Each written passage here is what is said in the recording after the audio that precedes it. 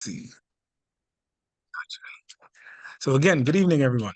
Thank you again for attending our business meeting for District 28 CEC. And I'd like to first start with our interpreters. Please feel free to introduce yourself and put what you need in the chat. Yeah. Good evening, this is Spanish.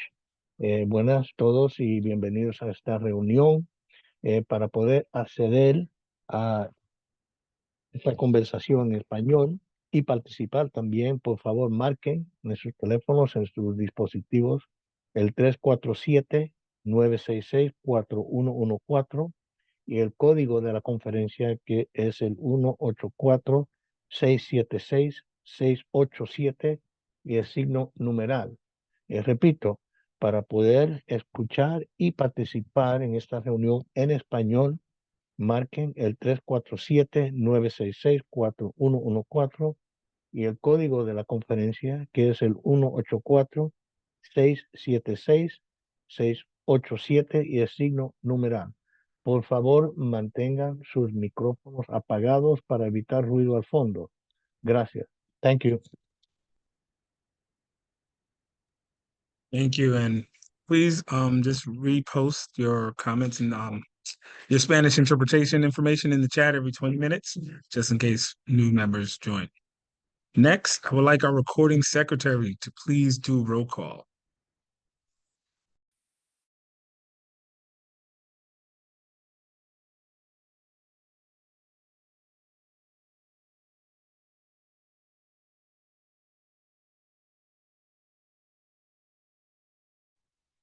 President Quentin Mezitin. Here. First Vice President Lauren Clavin. Here. Second Vice President Yutao Chan. Chen. Okay, he's on his way. Recording Secretary Natifa Lewis, I'm here. Treasurer Tanya Went. Here. Member Julissa. Here. Member Luzao. Here. Member GK Kalyanaram. Here. Member Paquita Williams. Here. Member Simone Dunbar. Yeah. Oh, excuse me. Thank you. And Councilmember Simone, can you please update the community about the chat?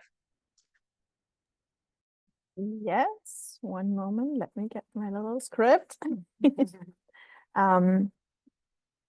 Good evening and welcome to our February calendar meeting. We're very happy that you're here.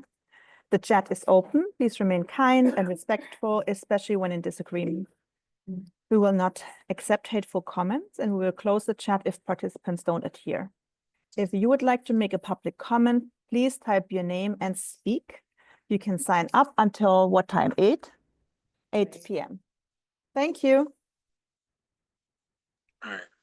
Thank you, Councilmember Simone and Councilmember Julie and Tanya. If you guys can please keep an eye on the chat, just mark down who's asking to speak for the end. And again, so thank you for attending.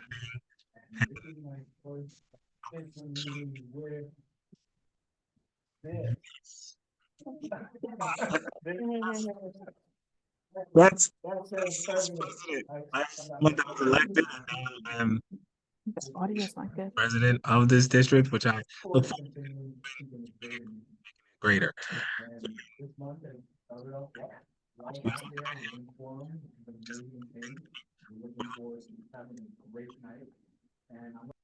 Thank all of our council members for all the hard work that they've been doing behind the scenes from our last meeting till now, and our amazing administrative assistant, Dorinda, who I don't think she ever sleeps, but I know she does find time. So just want to thank you guys for just doing what you do.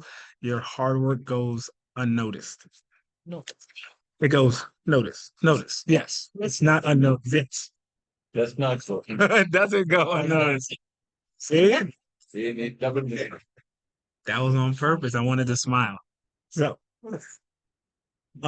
this month is Heart Disease Awareness Month, as well as Black History Month, as well as Ethnic Equality Month. So that means a lot in our district. We are not only the biggest district in the city, we are in the biggest, most diverse borough in the city. And if you look on Google, this is actually the most diverse city in the world. We hold the rank and we hold like we're on a pedestal for all the other districts to see how things are done. And the way things are done, especially like on this council, is we listen to everyone. We address all concerns and we make sure that even though we're so diverse, that we're not as segregated as people think.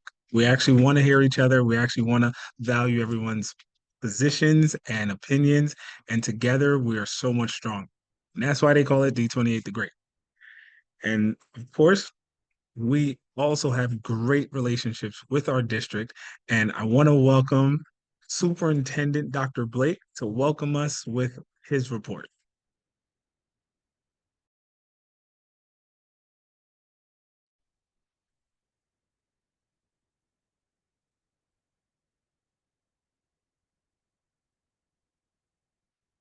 Good afternoon. Good evening, everyone. Can you hear me? Yes. Yeah. And can you see the, okay, so just want to wish everyone a warm welcome despite the inclement weather. And of course, I just want to take this moment to lift up our diversity in terms of our opinions, our cultures. However, at the Great 28 is where the convergence takes place. So we respect everybody's views, and I'm here to be the gatekeeper of different opinions. Okay. So thank you so much. And of course, as our mantra, that with effort, we believe that as District 28 educational leaders, that if we supply the right effort and support to all schools, then their students can achieve outstanding educational outcomes. And that is the mantra, that is the framing of our district. Just want to lift up that we're looking at constantly looking at proficiency around literacy in both math, ELA, and of course, chronic absenteeism and retention is one of our major focal areas, and also parent engagement. So we want to lift that up. So that's our mission, that together we celebrate our differences and we look at those as opportunities for engagement. We commit to striving for better quality of the lives of all our scholars, far and wide across every aspect of the district, the south side, the east side, and also the north side, southeast side. There's some updates. All schools are directed to follow guidelines from the New York City Public Schools and the mayor's office when it comes about immigration policies. We know that there's some tension around immigration policies. These guidelines were messaged to all principals on Friday, January 24th. The district attendance coordinators, Mr. Goodman, has presented updates to the following groups, like principal conferences. The recent one was in January 21st, and also the 30th, January 30th. AP conference, those are the different forums or forum in which we make those claims very clear, the policy. I'll talk about trafficking workshop. We have all guidance counselors and social workers and parent coordinators from D28 gathered on the 30th of January to present that, and also different attendance conferences and the school-based PTAs. So we're looking at different avenues to really send the message around immigration. We are committed to supporting our students and families during these challenging times. We encourage to have a safe and welcoming environment where our schools are committed to being.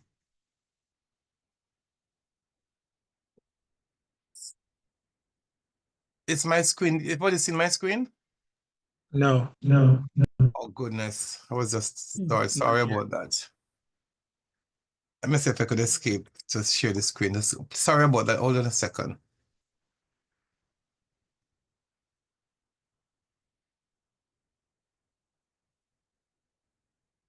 Come on, let's share the screen. Sorry.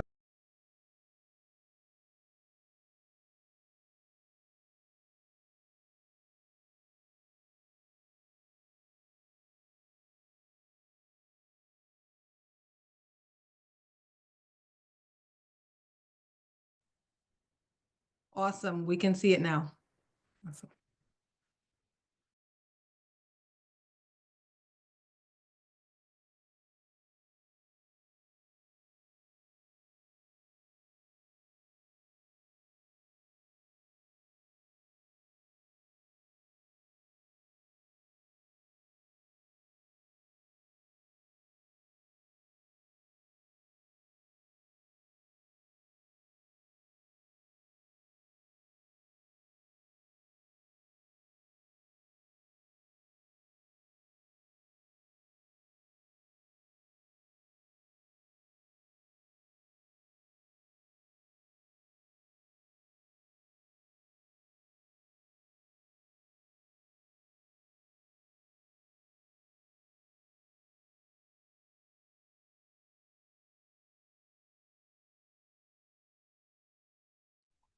Yes, sorry. So we're trying to promote that safety in our community partnerships, where we collaborate with local organizations to provide additional resources, such as legal assistance, housing support, and access to healthcare. Next slide.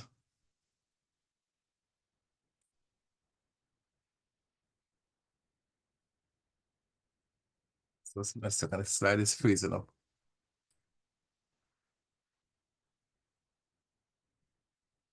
Let's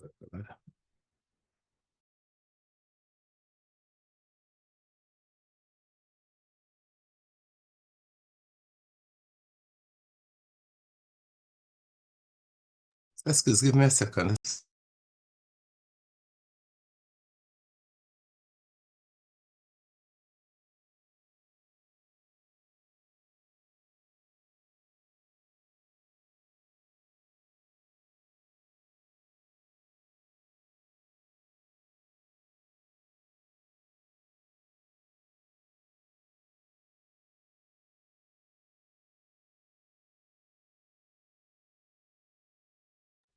Right, so these are some of the resources. Sorry about that. Some of the resources that we provide for families and in the school, the update on immigration procedures, know your rights, federal immigration enforcement. So those are links that I'll provide to the CEC's website, so families could gain access to those links for pertinent information.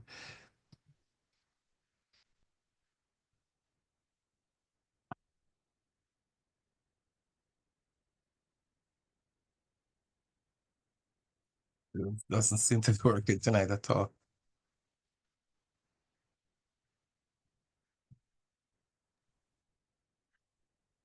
Dr. Blake, if you'd like, I can share my screen. Sorry, yes, go ahead and let me thank you so much. God, No problem. I'm having issues with this thing. Right, so those are some of the links we share with our families, and they'll be made available on the website. You want to move along, Dr. Hall? Let me stop sharing and then you could share your screen. Yeah, go ahead now.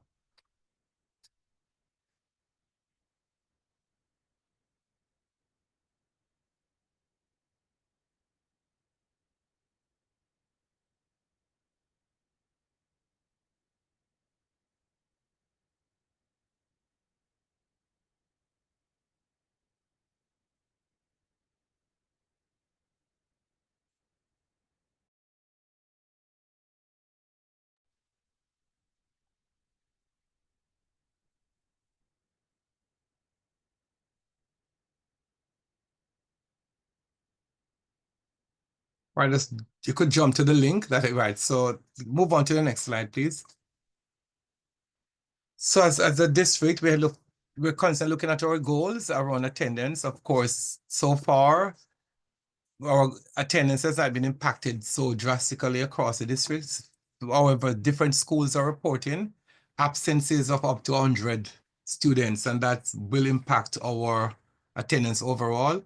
We're hoping that that will not be the case, but we constantly keep our eyes on our attendance in terms of the district, because kids need to be in school to be taught, and we know that already. So we're constantly looking at monitoring the overall attendance. Next slide, please.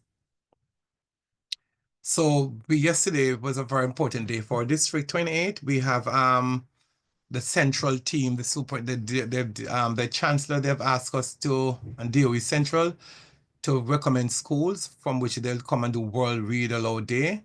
And I'm pleased to say that 4 of our schools, all the schools I have recommended, were selected. And we have people from the central and of course the DOE read to our students, and that was a very lovely experience. 101, this is one of the schools, 220. And some other schools in 54 and other schools were shouted out for a great day in which the chancellor really promoted reading. So our district, instead of 1 school being selected, we have 4 schools being selected, and it was a very, very impactful event and made an impression on our students, because we were really promoting reading across the district, and that was a very, very, impactful event for our students and the school communities. Next slide, please. Okay, so we just want to pleased to announce that the truncation of PS 99, the proposal was approved. because PS99 was a K through 6 school, the 6th grade was really hampering the school, and now we have it fully K through 5 in building Q99 in the 25-26 school year. This was approved by the PEP, Panel for Education Policy, on January 22nd. So I want to thank all the stakeholders, parents, and community members in making this process a seamless and smooth one where our students will be the beneficiaries. Nice truncation. So we have more seats for 5th grade students and allow the 6th graders to go to middle school to experience the full middle school experience, not just, truncated, but full. So we'll be having that as well as of September 2025-26 school year. Next slide, please. Our Queensborough president, we went to look at Donovan Richards' presentation, and want to give him a huge shout out to Donovan Richards, our Queensborough president, for allocating $25 million toward 50 projects in schools across Queens. And we want to say that his continued advocacy and unwavering support to our families and community are deeply appreciated by all of us in District 28. We also want to thank his Director of Education, the amazing Catherine Zapata, for always answering the call. So this is just a picture moment where we really stand to benefit after advocate and represent D28 Community District 28, and we are part of the pie as well. So that's coming down the pike to see how best we could help our schools to be more modernized. Next slide, please. New York City Council Speaker as well, Adrian Adams' annual breakfast gathering was yesterday, where she really continues to be a presence, a strong force in our community in really providing funding, the funding for districts, for schools in our district. So I was there already again representing District 28 to make sure we get our fair piece of the pie in terms of funds allocated for much needed renovation of our buildings are getting old. So we're trying to do this and to retrofit the building with state-of-the-art technology, cameras and school, to enliven the school facility is what our main focus is. And good relationship with our elected officials will allow that to take place. Thank you. Next slide, please. Oh, the Queen Salt Spelling Bee. So congratulations to District 28 schools that participated, and congratulations to all our students from the district to 27 and 29. And those are the schools from our district that have participated in the Spelling Bee, because we really want our students to be optimally rounded, right? Being able to be great spellers is going to contribute to being great readers, great thinkers, great writers. So we constantly emphasize the Spelling Bee, and of course, debate is also coming as well. We want, to really allow our scholars to shine. So I want to say first place, 217 came out on top. Second place was Q618, not our school. And then we have third place was 101. So two of our schools are first and third place. So we want to congratulate the hardworking staff, teachers, and administrators for the great work they have done into the Spelling Bee competition. Next slide, please. And of course, could you move to the next slide? Dr. Hall is stuck as well. Yes, so we have today was we had my brother's keeper, MBK, and MSK, my sister's keeper, and the HBCU, Historically Black College and Universities Fair. Today at the Channel View campus, Beach Channel campus, was very, very informative. Over 14 of our schools were present, they participated in the activities, and of course, we represent the great work that's been done. We celebrate the work that's been done by our students in the MSK and MBKs, not just programs, but they provide opportunities for our students to really narrow the achievement gap, as it were, or the opportunity gap. So we just give exposure to our students right across the district. It's a well-attended event this morning at Beach Channel High School. Summarizing is on people's minds. Although it's cold February, we're thinking about summer. So March 4th, summarizing applications will open up. March 28th, the summarizing application closes. And April 24th, summarizing results shared with families. And May 8th is acceptance deadline. So summarizing, of course, is another opportunity for scholars to be engaged in learning, constantly round the clock learning. So that's coming up as well. And District 28, of course, we're centrally trying to kind of cut down on the number of schools, but we're still being well represented in the district with opening a number of sites. Although these decisions are made a long time, but we're trying our very best to give our students that extended experience through year-long learning by summarizing. All right, so we could learn more about the process. So thank you so much. Overall, the district continues to do very well. I will be remiss if I did not thank all my scholars and my educators on the CEC Council, all the principals who are really working very hard in their communities, and I've seen it day to day as I traverse the different aspects of the district. So I want to give them a big shout out, and also thank you so much, Quinton, and the members of the CEC for your supportive role.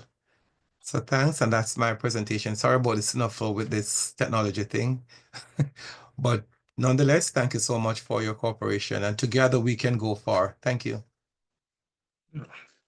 Thank you, Superintendent Dr. Blake, for that. And one thing I know you didn't mention, but I do want to acknowledge, because my son was one of them that was absent for 2 days because he had gotten some sort of a cold virus, whatever. But we got rid of it, sent him back to school, and he's doing much better now. But I did know that when I even told the school, they were like most of their students were gone with similar symptoms. So some of the absences are definitely because of the stuff going around. But thank you, and I just want to acknowledge Dr. Hall. Do you want to add anything? Bring us your greetings. Good evening, everyone. I will just echo the sentiments of Superintendent Blake that at this point in the year, we are truly excited about continuing the work that we are doing. The only thing I would add is that the MOY is closing out the middle of year assessments for the benchmark is closing out tomorrow, February 7th. So we look forward in March to be able to provide everyone with data around how our scholars are doing as we are hitting the midpoint of the school year. I look forward to engaging with all of you as we continue on this call. Thank you, Dr. Hall. Dr. Benoit, would you like to say a few greetings? Just good night to everyone, and thank you so much, for always having us share a little bit of what's happening in District 28. But Dr. Blake and Dr. Hall covered them. Thank you. Okay, so you heard that, Dr. Blake and Dr. Hall. Leave some room for Dr. Benoit next time. Appreciate it. No problem. And we have Vic, Deputy. He's a man of few words, so I know you don't got to say anything. You could just give us a emoji, and we'll accept that. And Put something in the chat for us. I want to acknowledge our FLC, Sonia. Would you like to give us some greetings?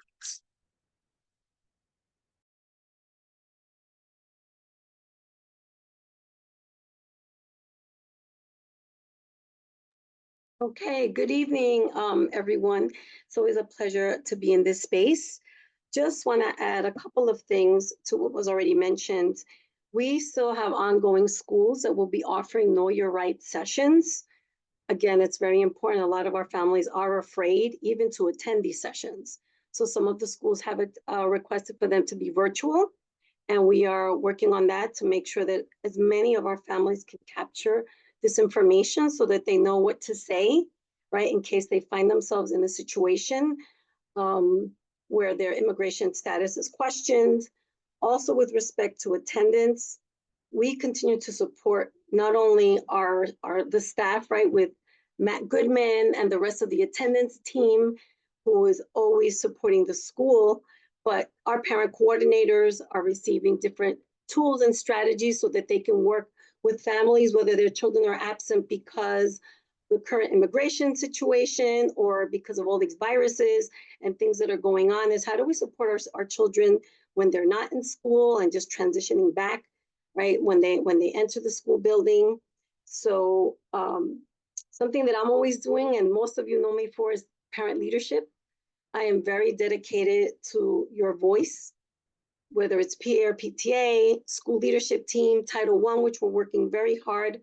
But most of you know, as parent leaders, it's a tough job that you don't get paid for. And it's right, your dedication and commitment. So it's always a challenge to make sure that parents stay, because it's a lot. And so I'm constantly supporting schools with elections. We're still doing that. And so always, keep an ear, a pulse on your school. If there's any vacancies, reach out to me, reach out to your parent coordinator. We want to make sure that there's no vacancy, that your voices are always heard. Last thing that I want to say, speaking about elections, we have our CEC 2025 elections. We're still accepting applications till February 16th. The goal is to have at least 1 to 2 applications per school, so that all of our schools are represented. All of our schools have a lot of voice. You bring diversity, you bring different issues to the table. So we're hoping that everyone that wants to apply, or you're curious, I'm going to put a link in the chat so that you can get some information regarding CEC elections and also summarizing. And I think on that note, I'm going to say good evening, thank you, and I want to thank any parent coordinators that are here this evening. Their work is relentless, and so thank you for that. Thank you, Quentin and CEC members. Thank you, Sonia. And I want to also mention Happy Lunar New Year for all of our members who celebrated. That's a good time of year. And before I bring up our next Office of Food and Nutrition Services, I want to acknowledge that I really appreciate the community stepping out. We sent out the form and to ask questions to give to this Office of Food and Nutrition Services so they can give us answers to the questions we have. So we weren't expecting just a regular presentation. We wanted to let them know that our voices matter and you guys showed up. And I would like to personally thank Councilmember Utal for really putting that all together and getting those questions from our community, and we given them to this department. So they had enough time to give us all the answers. So I'm looking forward to this presentation. So now I would love to welcome D28 Supervisor Lauren Passione and Assistant Supervisor Aaron Baptista. The floor is yours. Thank you for coming. All right. Good evening, everybody. We hope that you are going to enjoy this presentation. Mr. Baptista will be presenting, and if there are any questions, just let us know. So I'm going to share the screen. And share.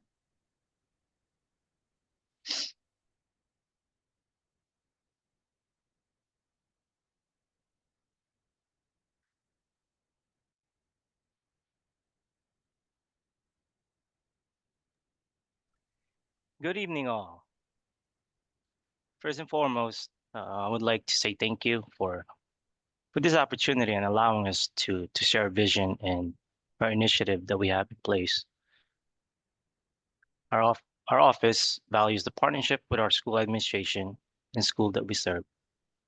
Secondly, I would like to say thank you for sending us your feedback.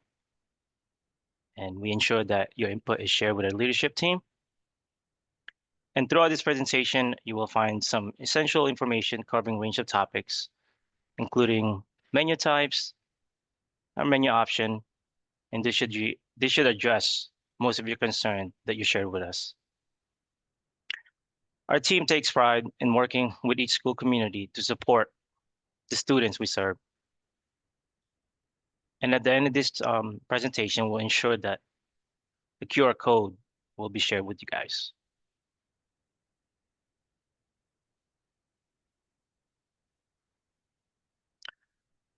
Our mission is to equitably serve New York City students with healthy and delicious meals that enhance their educational experience, reflect their voices, and nourish them into adulthood. Together, let's steer our schools towards a healthier, more delicious, and more sustainable future. Our menus. Our goal is to provide nutrition's option that students all ages will enjoy.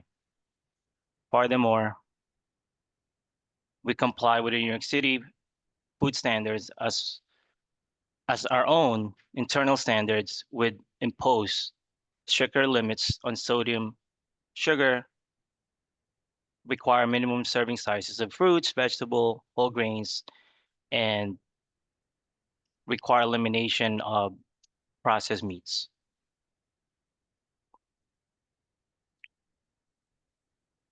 Our breakfast service.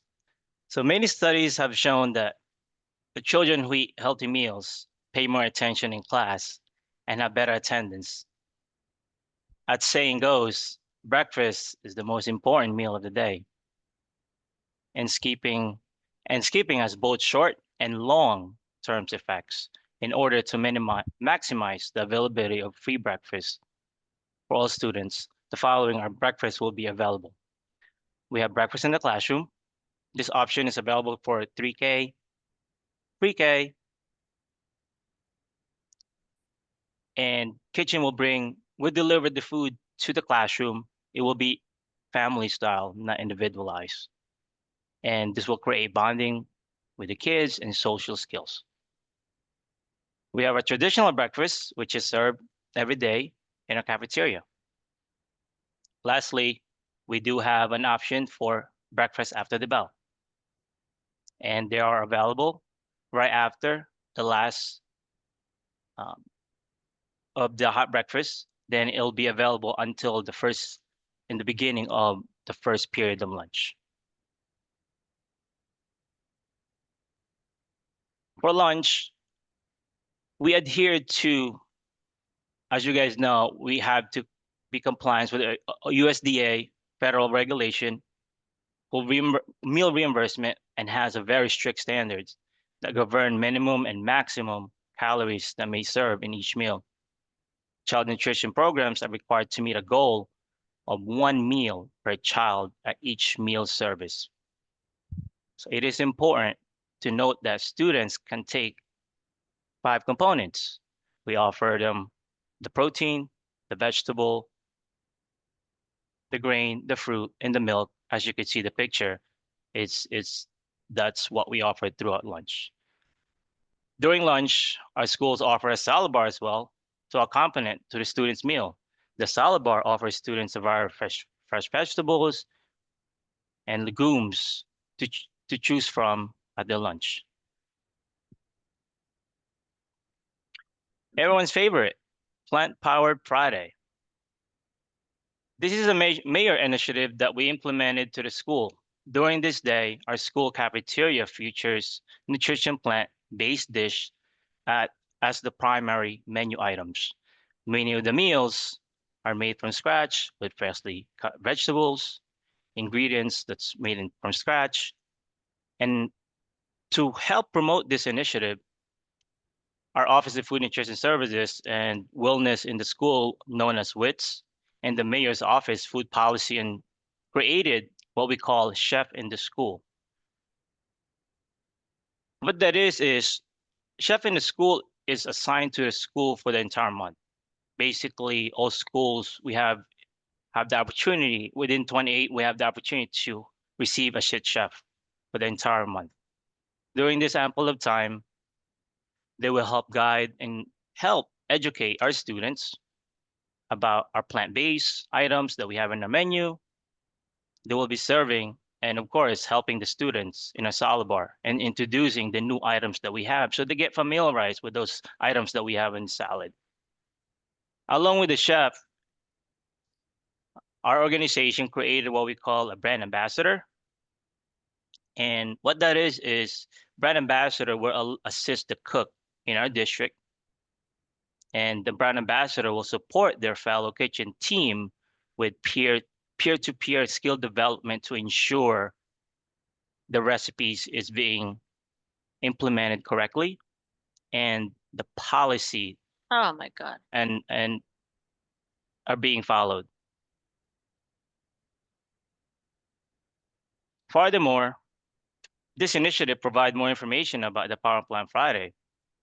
We're doing what we call now a nutrition collaborative with administration and principals, with chosen of 200 schools citywide. This meeting will take place with selected schools and students will participate on this meeting. The topic that will be discussed will be strategies to promote healthy eating, nutrition foods, and information about why eating whole plant foods provide numerous benefits for your body that can support overall health and your well-being. Taste testing as well is being part of these. So we'll taste certain product. This time, our managers schedule the meetings with those selected schools, and one of the item that we're testing is the chickpeas.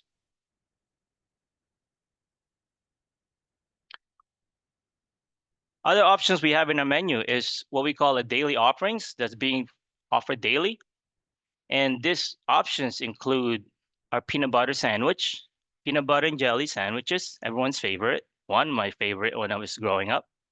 Cheese sandwiches available daily, and the hummus grab and go is available as well daily.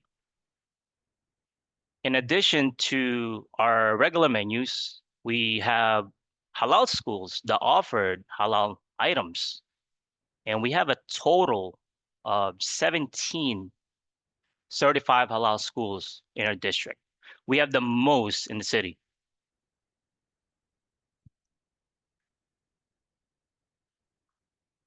So we encourage our school to implement what we call a shared table. For several years now, we encourage, basically we make sure we implement this throughout, and our managers in the beginning of the year, they promote this program that we have. This can help reduce the amount of waste that, a lot of our feedback said that the waste is, something that we need to control. So this is something that it's always been in place, right? And with that, it encourages the consumption of food that we serve. And shared table is basically an item that we place items in there that student had decided not to consume, such as piece of fruit or unopened cereals or any yogurt that's unopened, and is being placed in there, and it's pretty much free for grab for any students that walk by that needs more meals or needs some snack, and this is pretty much for them. Another way to ensure we reduce waste is what we call another program that we have is the food donation program that we have. This is principals are empowered to support students and families through the food donations. And this program diverts food waste from landfills and put food on the table for students and families in need. The donated product will be non-perishable and unspoiled perishable food.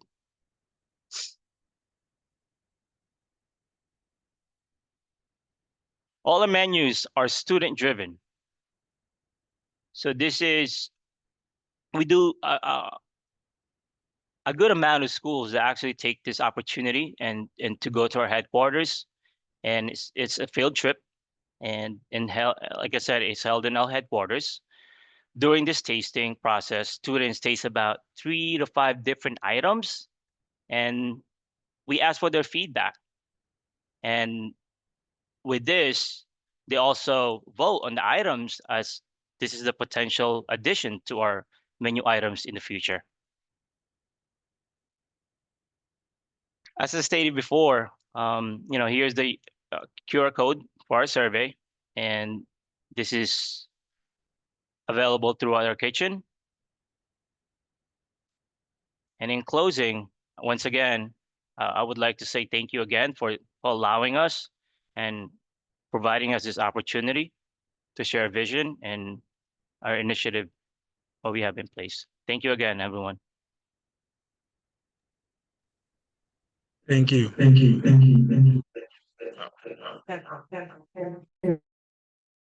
That goes from.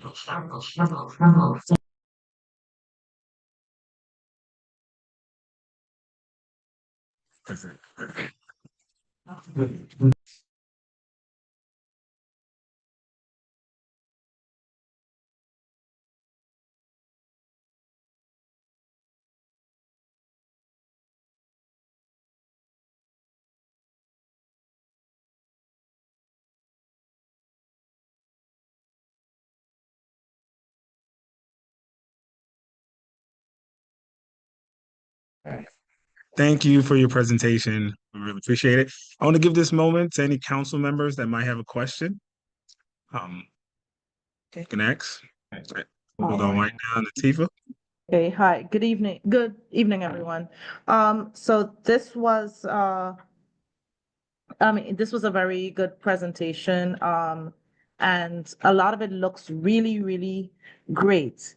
I guess my question goes a lot more into implementation because a lot of it is very dependent on the school, especially for the plan-based options, because some of the feedback that we got on the survey and live just as parent leaders, is that what it looks like on here and what is intended is not what the students receive.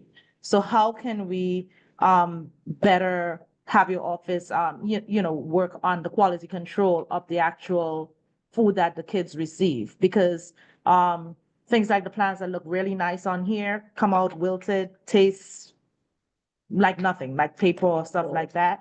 Cardboard, yeah.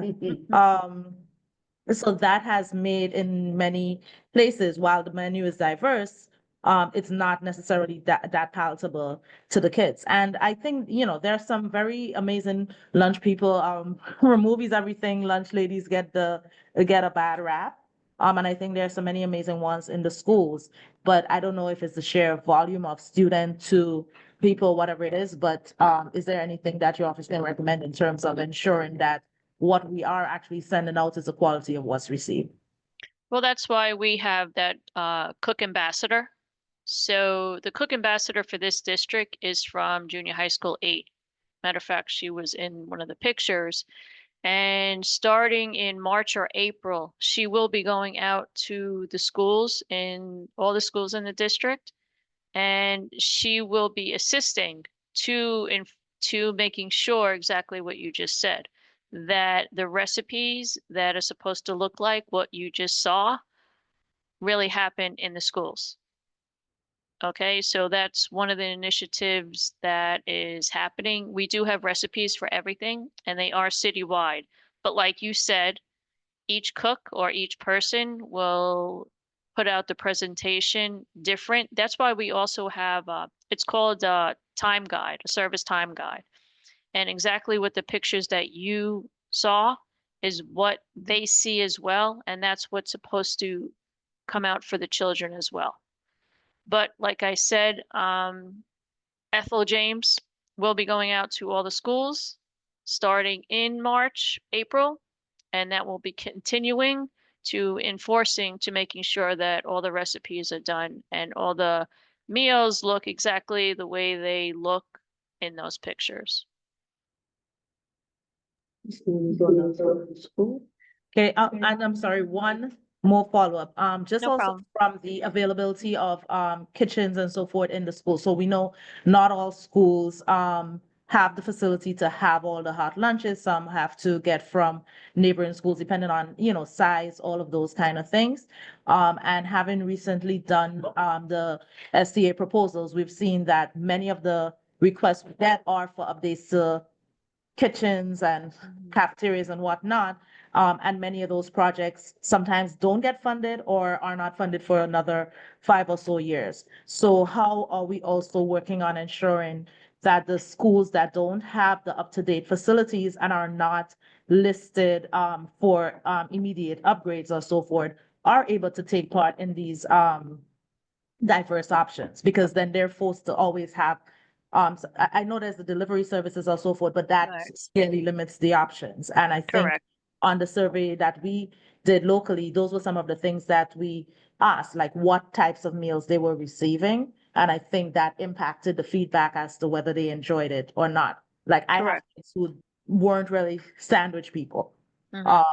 So for most of, and I have now a kid who's gone all the way through high school and can probably count on his hands and toes the number of times that he really enjoyed school meals.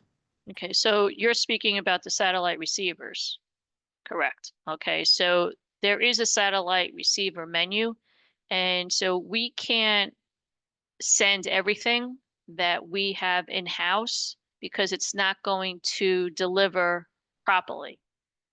So if they are receiving hot food, which the majority of our satellites do, it's in an individualized pan. So we can't fit all the items that we serve, say, in a school that has a full kitchen. We can't satellite that out because it's not going to deliver properly. So we do give the feedback to headquarters to see what items can be delivered and the variety of the items that the students, of course, get in a school that has a kitchen and the schools that are satellite receivers. Okay, they should be getting all the hot options. What there is an express menu is what it's called. And plus they do get their daily options, which is, of course, the peanut butter, the cheese, and the hummus on a daily basis.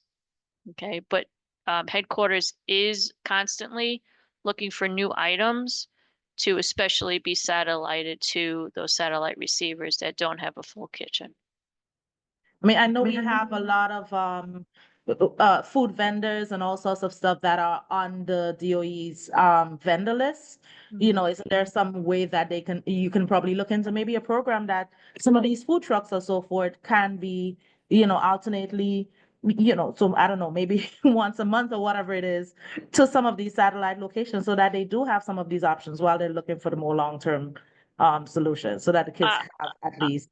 I don't know if those food vendors would be something that they would look into because of all the guidelines that we have to follow.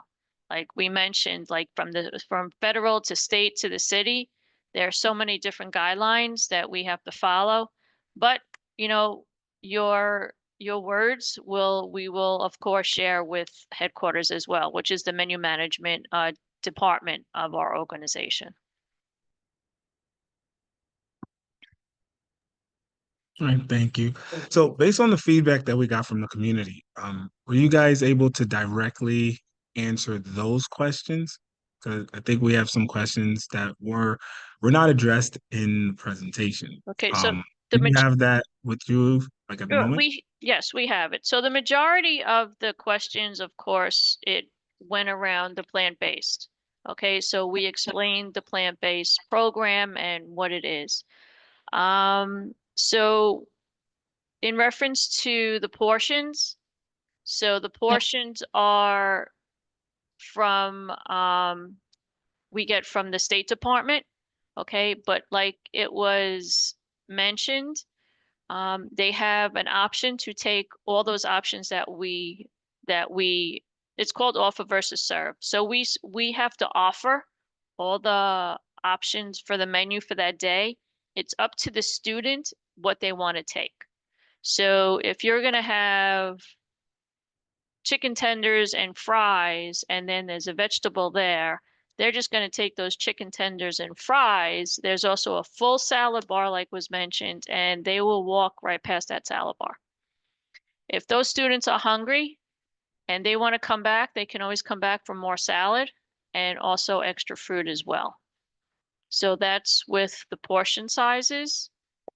In reference to the high school with the variety and again, the portion sizes. So the majority of the high schools in this district have an enhancement program, which is called a food court menu. So they have one special hot option, plus they have two other hot options, plus they have daily cold salad and peanut butter cheese and hummus offered on a daily basis.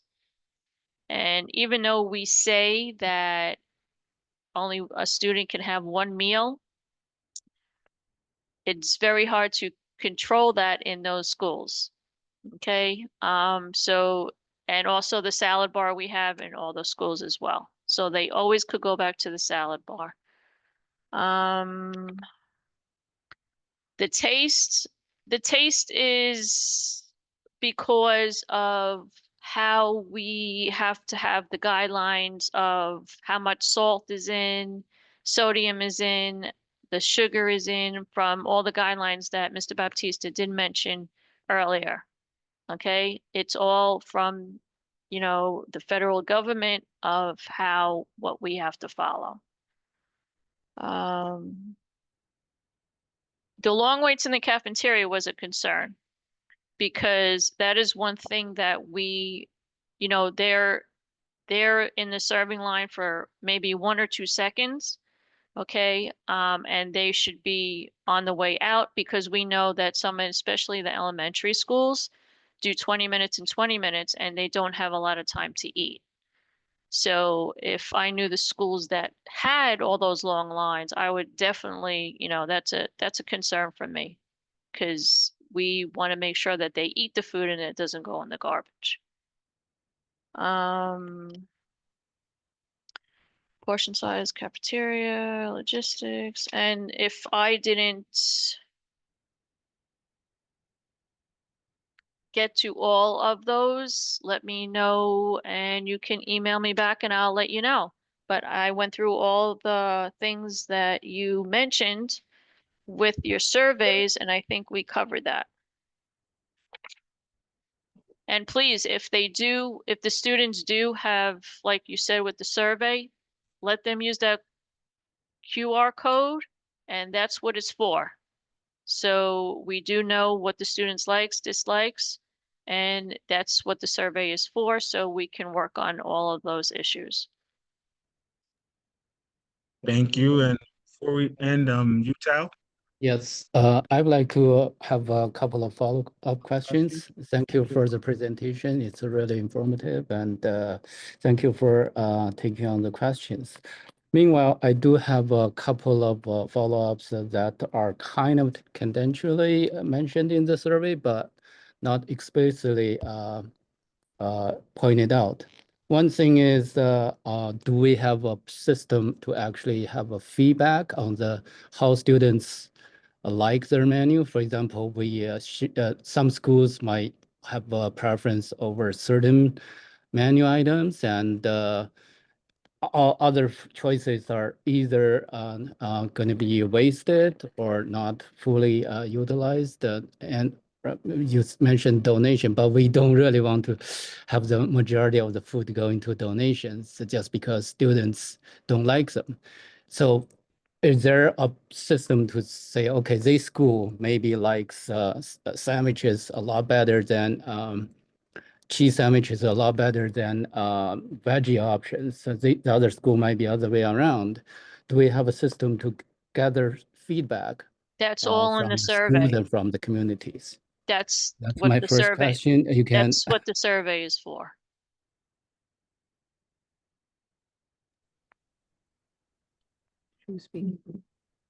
Sorry, we had you muted, but Sorry, go ahead. that's what the survey is for the students to give us all that information. So that's how we would know what their likes and dislikes are. Is this going to be school-based or just going to Yes. be like a whole community-based? No, Because it goes by each student and where the student is. It asks for their information. It's a survey of what they like and what they dislike. So any survey has runs into the danger of a bias, right? Those who respond might get their voices heard, and those who don't participate might still have their voice silenced or the unheard. So I think what I'm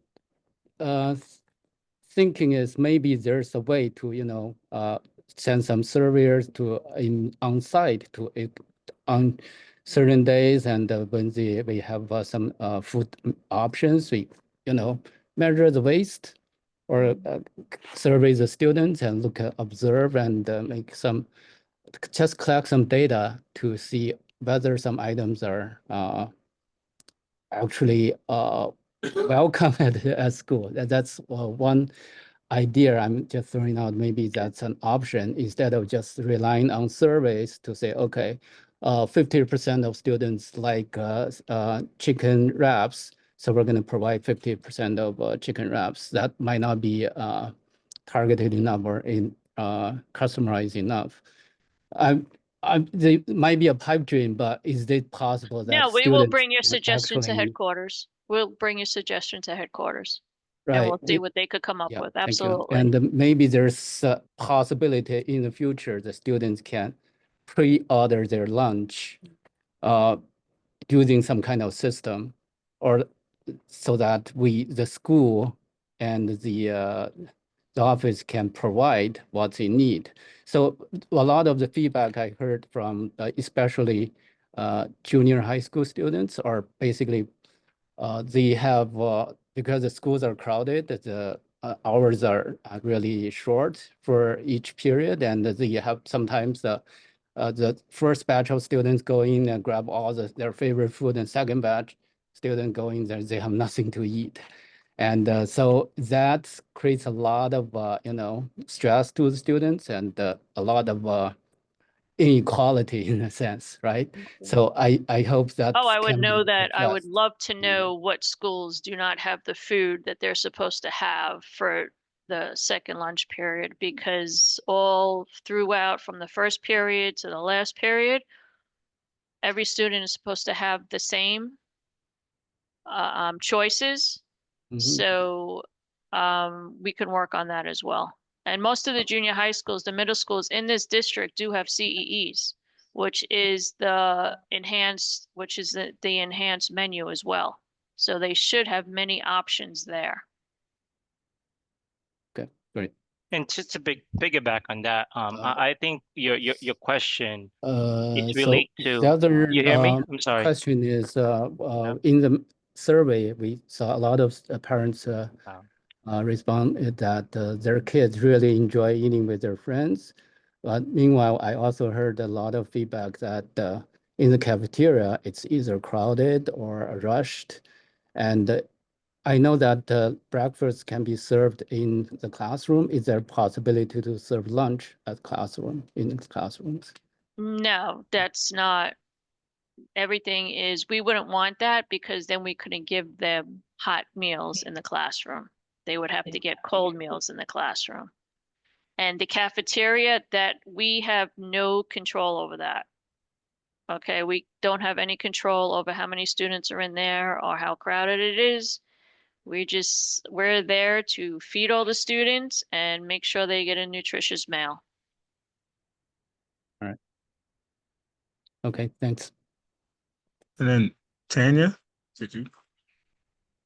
Hi, hello. I was just Hi. going to say, you keep talking about a survey and the kids can take surveys. And so I know that for my child who doesn't often take school lunches, I always look there's an app, right? There's a school food app where you can see the menu for the day. And then within there, you can actually submit a review every single day, I believe. I've never done it, but you put your child's OSIS number. And so therefore then they can connect the meal or the review to the child and then of course to the school. So Correct. it's another way people can probably more easily and quickly access. I don't know how lengthy the review process is. I've never actually clicked on it, but if it's just a simple, we liked it, we didn't like it. No, it has more I'm sure you guys questions in use there it. than that. But that's another option, I think. Okay, we'll take that out. We'll take that suggestion. Awesome. Simone, council member. Thank you. First, I want to thank you for feeding our kids. It's a million kids that you have to feed. It's a logistical challenge. And I do want to appreciate that our food is free and that there is an effort to make it healthy and also an effort to make it diverse, to reflect different cultures in there.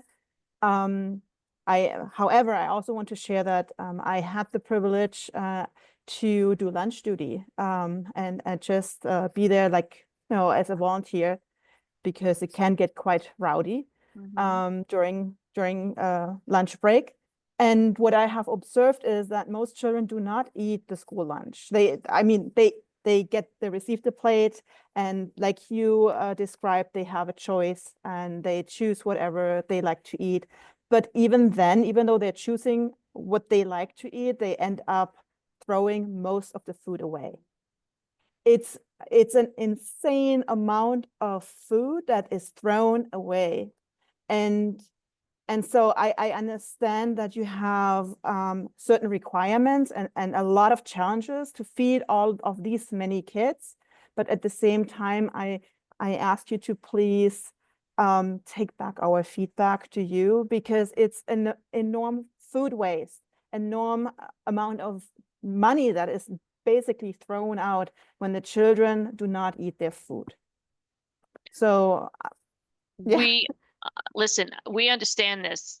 And that is I'm doing this many years, and I hate to see what the children throw away. Okay. But we can't just say, okay, take what you like. Okay. Because of all the guidelines that we have. We can't just offer them mozzarella sticks, pizza, chicken tenders, fried chicken on the menu, because that's not nutritious on a daily basis. And like I said, we have a citywide menu, and we do partner with those 2 other partnerships and for the healthy eating. And this menu has gone from when I started 34 years ago, it's very different for what it is now. Okay, so we do look for the healthy menu for the students to teach them that maybe they're not getting what we're serving at school, at home, so they could go home and say, hey, I ate this today, let's try that. So that's what their initiative is as well. I do understand about the waste. That's why we also put out the share table there too. But the share table is only for closed items like yogurt, if they don't eat the yogurt, if they don't eat the apple, if they don't eat the milk. We can't put a half-eaten peanut butter and jelly sandwich there, no. Okay, we could put a fully wrapped peanut butter and jelly sandwich there. Okay, and then students who are still hungry, they could take that. But I do understand the food waste, and that is very concerning. Okay, so we will bring back all your feedback to headquarters as well, because this has been brought up many a times. You're welcome. Okay, we do have a full meeting, and I do see you, Adriana. Please sign up to speak, and I will let you definitely speak. Right now, we do need to go to the next part of our agenda, but thank you again, and we will, if you can give us an email in the chat, just so parents who might have inquiries can follow up, or like the barcode that you mentioned, just so we can continue the conversation. And if anything else comes up, we'll definitely let you know, so we take it back to where you take it back to, so we could get the proper feedback channels. No problem. All right. Our next part of our meeting are the interviews. So as you might have seen in the email, VJ, we know he resigned and he took his position into other places. But after our last meeting, before this meeting, our very own beloved member Naroon resigned due to personal reasons. She will be missed. She was a very good addition to this district. She brought a lot of love, and she represented the Bengali Muslim community. And it was a very, very heartfelt moment, but she had to do what was best for her. And because of that, today we actually have 3 candidates that have signed up to fill in these 2 open seats. So right now we're going to go, and I want to welcome, I don't want to butcher your name and say it incorrectly. So let me see, where are you? Yes, if you want to just You want to mention your try at least? Do you want to give it a stab? It's actually exactly the way it's written. It's Arzu. Arzu. There you go. Arzu. And your last name? Termechi. Arzu Tamechi. All right, so we have Arzu Tamechi, Mr. Mr. Yes, yes, Mr. yes. Yusuf Thank you. Gora, and Jennifer Sobers are the candidates that we will be interviewing now as a council. All right. So we will start in that order because that's the order that they applied, and we just kind of kept it in that order. Can you rotate the question? So Yes. starting with Bernard, rotate for the first question, as next as the third, start with the second person.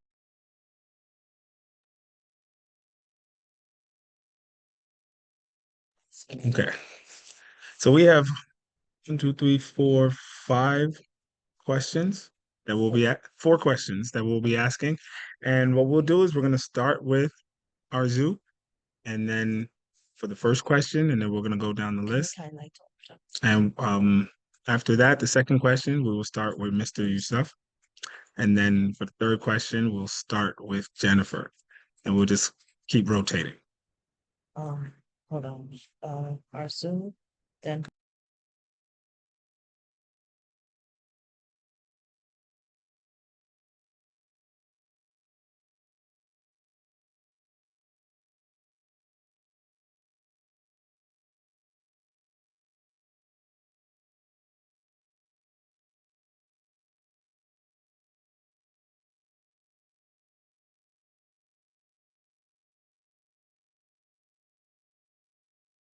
All right, so we're going to have Natifa. We'll start with the questions. Number 1. Right, good evening. And the same question is going to be posed to all of you. As Quentin mentioned, we'll go in a kind of round robin option. So Ms. Arzu, I don't want to butcher your name. Arzu, I'll ask you the question first. Once you finish answering, Yusuf, you're going to provide your answer, and then Jennifer. For the second question, it will start with you, Yusuf, Jennifer, etc. So you get the part. All right. So my question for you. D28 is a very diverse district in terms of socioeconomic status, political views, ethnicity, school scores, programming, and more. If selected as a council member, how would you aim to provide broad-based support to elevate the concerns of all our families, even when they do not mirror your own? And I'll repeat, District 28 is a very diverse district in terms of socioeconomic status, political views, ethnicity, school scores, programming, and more. If selected as a council member, how would you aim to provide broad-based support to elevate the concerns of all of our families, even when they do not mirror your own? So, Ms. Arzu? Hi. So this is actually very easy. I mean, I've been living in this community for over 35 years. I went to school here. I grew up in this neighborhood, and I'm a refugee myself. So I have a very sensitive touch for different cultures. We settled in Queens, which is the most diverse area in United States, which has exposed me to different cultures. And I worked as a social worker in different boroughs in the Bronx, in Brooklyn, and with different socioeconomic class. So I think it makes me a perfect fit to work, to give back to my own community. I hardly worked ever in Queens as a social worker. Now that as a parent, I like to bring my wealth of experience as a social worker, working with kids, families in shelter, with domestic violence survivors, as well as people with mental health issues. For the past 27 years, I think I bring a wealth of experience, and it makes, and being exposed to different cultural, diverse background, to be able to work with the school districts and be aware of the need of the community. All right, thank you. And Mr. Yusuf? The Yes. same question. Do you need us to repeat it? Yeah, sure. Thank you so much Okay, to having me. D28 is a very diverse district in terms of socioeconomic status, political views, ethnicity, school scores, programming, and more. If selected as a council member, how would you aim to provide broad-based support to elevate the concerns of all our families, even when they do not mirror your own? Sure. Thank you for having me here. Basically, I just arrived in USA before 6 months, so I have some key lines so I can speak to all members. Commitment and with inclusion, I ground deserve equal access to education. NYCP commitments to provide safe, supportive, and inclusive environment reasonable deeply with me. And support to immigrant communities nowadays, with nearly half of the Queen's population being foreign born, it's crucial, it's critical that continue to protect immigrants, students, and families. I support initiatives like Know Your Rights trainings, multi-canals, towns halls, empowerment, our divisive community case. And defending the NYSP as a sanctuary for the learning, education should be space free from fear. I admire the steps take to ensure school remains safe, havens, and I am eager to contribute policies to uphold these protections. And also the resolution post of legal health, the mental health resources is crucial. Our students' ability to learn should never compromise by external uncertainties. And I'm committed to advocating for the well-being. And also the clear communication and leadership is very mandatory. I believe that providing school leaders with clear guidance, visible resource, and support students, their family. Thank you. Hello. Thank you, Mr. Yusuf. And Ms. Jennifer, do you want me to also repeat it? Yes, please. D28 is a very diverse district in terms of socioeconomic status, political views, ethnicity, school scores, programming, and more. If selected as a council member, how would you aim to provide broad-based support to elevate the concerns of all of our families, even when they do not mirror your own?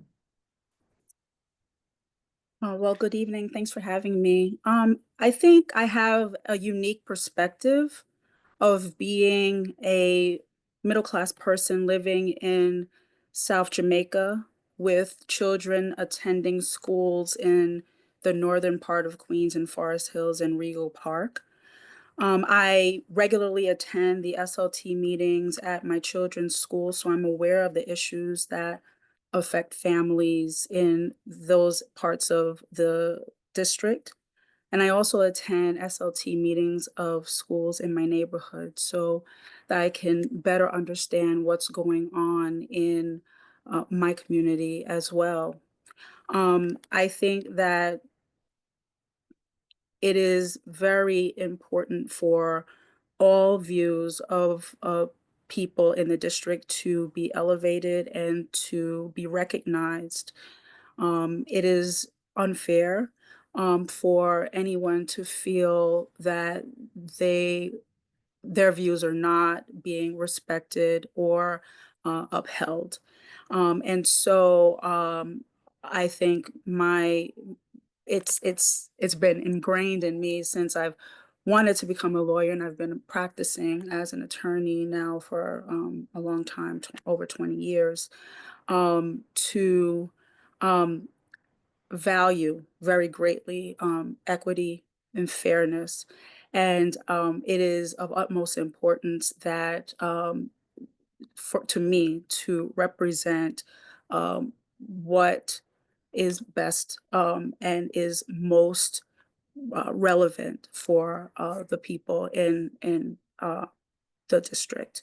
So it is something that I not only believe, but I live and have lived since my children have been toddlers in the district of hearing, living, understanding the different views the beautiful diversity of views in our district, and wanting to ensure that everyone's voice is heard.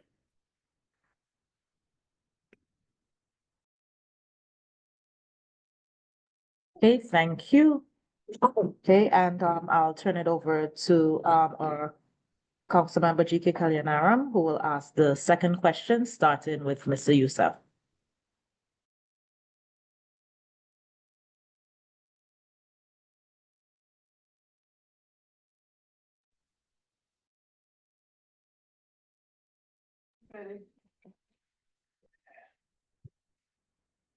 सारा तो ये धो देगी मैंने आज बहुत भिखाई करी है ना लड़की को मेरी तबीयत सही नहीं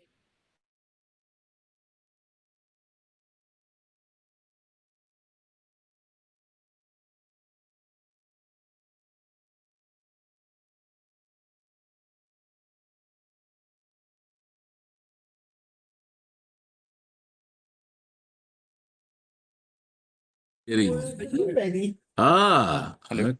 okay. That's all it is. Okay. Okay, thank you. Mr. Yusuf, Yes, sir. thank you. How do you assess and describe the inequities in access and quality of education in our district, District 28, in terms of inequities, access, and quality? What do you think are possible actionable ideas such as busing, zone removal, special programs? What do you think would address these inequities? It is basically the teachers' engagement with the students should be more should be more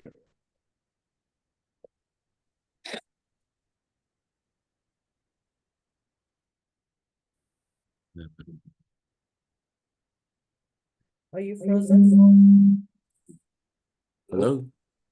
So Youssef, are you there? You seem to Hello, be yeah. frozen.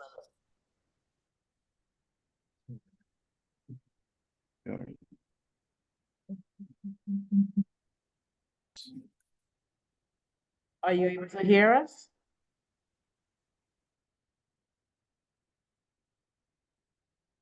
Maybe we should move on to the next candidate and do that.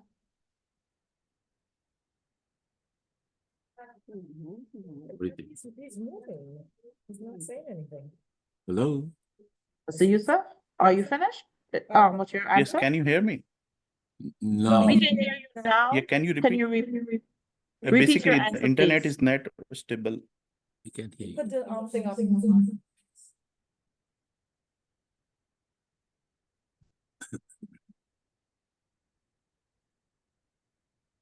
Repeat your answer, please. Oh, he's out. Okay, Ms. Sobers, the same question, GK, can you repeat Sure. it for me? How do you assess and describe the inequities in access and quality of education in our district? And what do you think are possible actionable ideas such as busing, zone removal, special programs? When my children were school age, my husband and I decided to send our children to independent schools outside our South Jamaica neighborhood based on the published test scores and word of mouth about the school environment. This is also what my parents sacrificed to provide for me when I was growing up in Harlem, so it seemed second nature. Ever since my husband and I received word from my daughter's school, which is significantly far from our home, but still in our district, letting us know that there was a GNT seat available for her. My outlook on the New York public school system was changed. First, there are certainly many students who are receiving an excellent public school education in New York, as I've seen firsthand. Second, these schools with students performing well on report cards and state exams are in the same district as schools with smaller percentage of students receiving highest test scores. And third, the quote unquote lower performing schools often have dynamic leadership and are improving year after year, but just need more attention and more funding to continue to improve. So it's absolutely possible for all students in our district and really throughout the New York City to excel. And that should be the goal of our district and our school leadership. I don't think any family should feel the need to have to bus their children to a school far away to receive an excellent education. All schools should have equal, equitable education. That is what is set out in our New York State Constitution. Every student is required to have an adequate education. So there are a lot of reasons why there's not equity in education, and it's a very complicated issue. But I think one major impediment to equity in education could be disparity of information. At times, parents may not be aware of certain issues going on in their district or even at the school level. So the CEC can help this by serving as a conduit of information to families across the district, including by offering speakers to address the public and allowing the public to ask questions and express concerns that they have. The past couple of CEC meetings I've attended, there's been a woman who's described her hardships with her daughter, and I feel as though the CEC and the president is, trying to help make that situation better. And I think that's something that, while we can't go one by one to, the CEC can't go one by one to each person, but can elevate as many concerns as possible to the leadership. I think the CEC plays an important role in representing the views of all families throughout the district. So it's important that the resources are properly and fairly provided to schools and families in the entire district. Okay, thank you, Ms. Sobers. Before Ms. Russo puts it, Mr. Youssef, are you back? It looks like he logged back in, but then he might have gone off before. I just want to make sure he didn't come in under a different name. If you are back and you are hearing me, can you use the reaction button to raise your hand so we can elevate you to be able to speak? Okay, it doesn't seem so. All right, Ms. Rizzo, you can repeat the question. Hi. How do you assess and describe the inequities in access and quality of education in our district? And what do you think are possible actionable ideas, such as busing, zone removal, special programs to address this? So I actually agree with Ms. Sobers, what she was saying. I do believe that, all students from, any area should have access to good quality education. And it is a very complicated situation. And, I experienced it specifically when I worked, most of my career in the Bronx, how there was not, there was limited, and people had to send their kids to different boroughs to get good quality education, which is very unfortunate, because kids should be in their own area, because there is a lot of good reasons to be within the same area that you're in. You make friends, it's easier to access, it's easier to socialize after school, outside of school. And it's much harder when you send your kid from one area that you live in to another area. And it just becomes much more challenging to be part of that group because of distance and geography.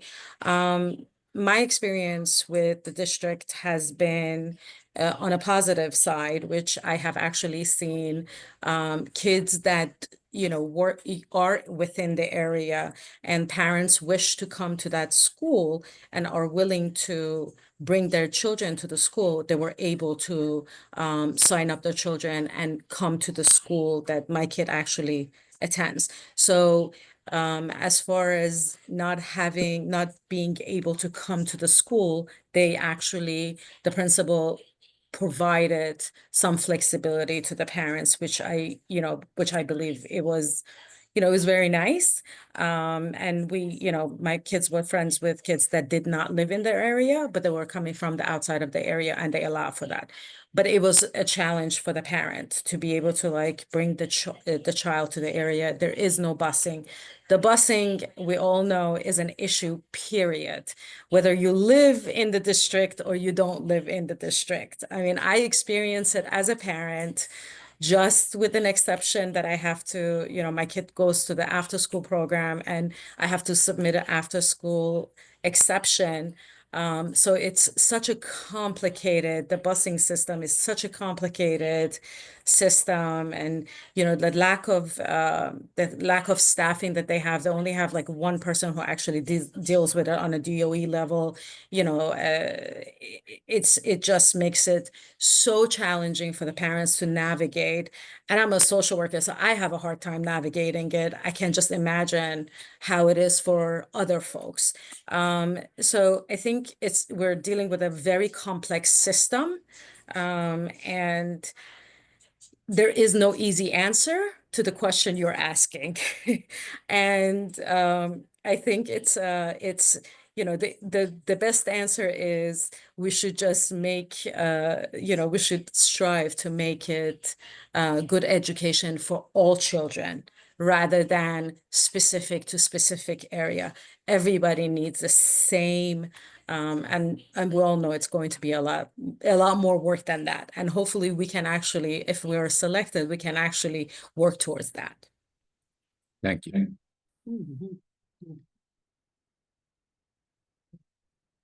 All right, last call. I don't think I saw anybody come back in. All right, so we move. Ms. Paquito will ask the next question. And so we'll be back to you, Ms. Arzu, to start, and then we'll just go back and forth unless the other participant comes back. Okay, ready?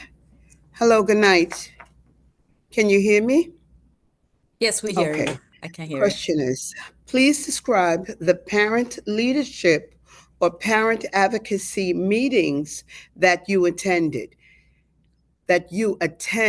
including a rough idea of how many times you have attended.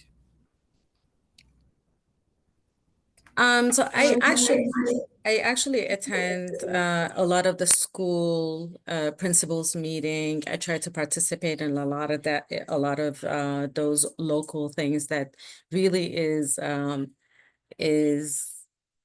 from the school. And I try to also, I have a special ed child that I like to know what's going on. So when those things come up, I like to attend and hear what's happening, what changes, what improvement, and what areas that may not be improving. But for the most part, this is a big step for me to get involved, mostly in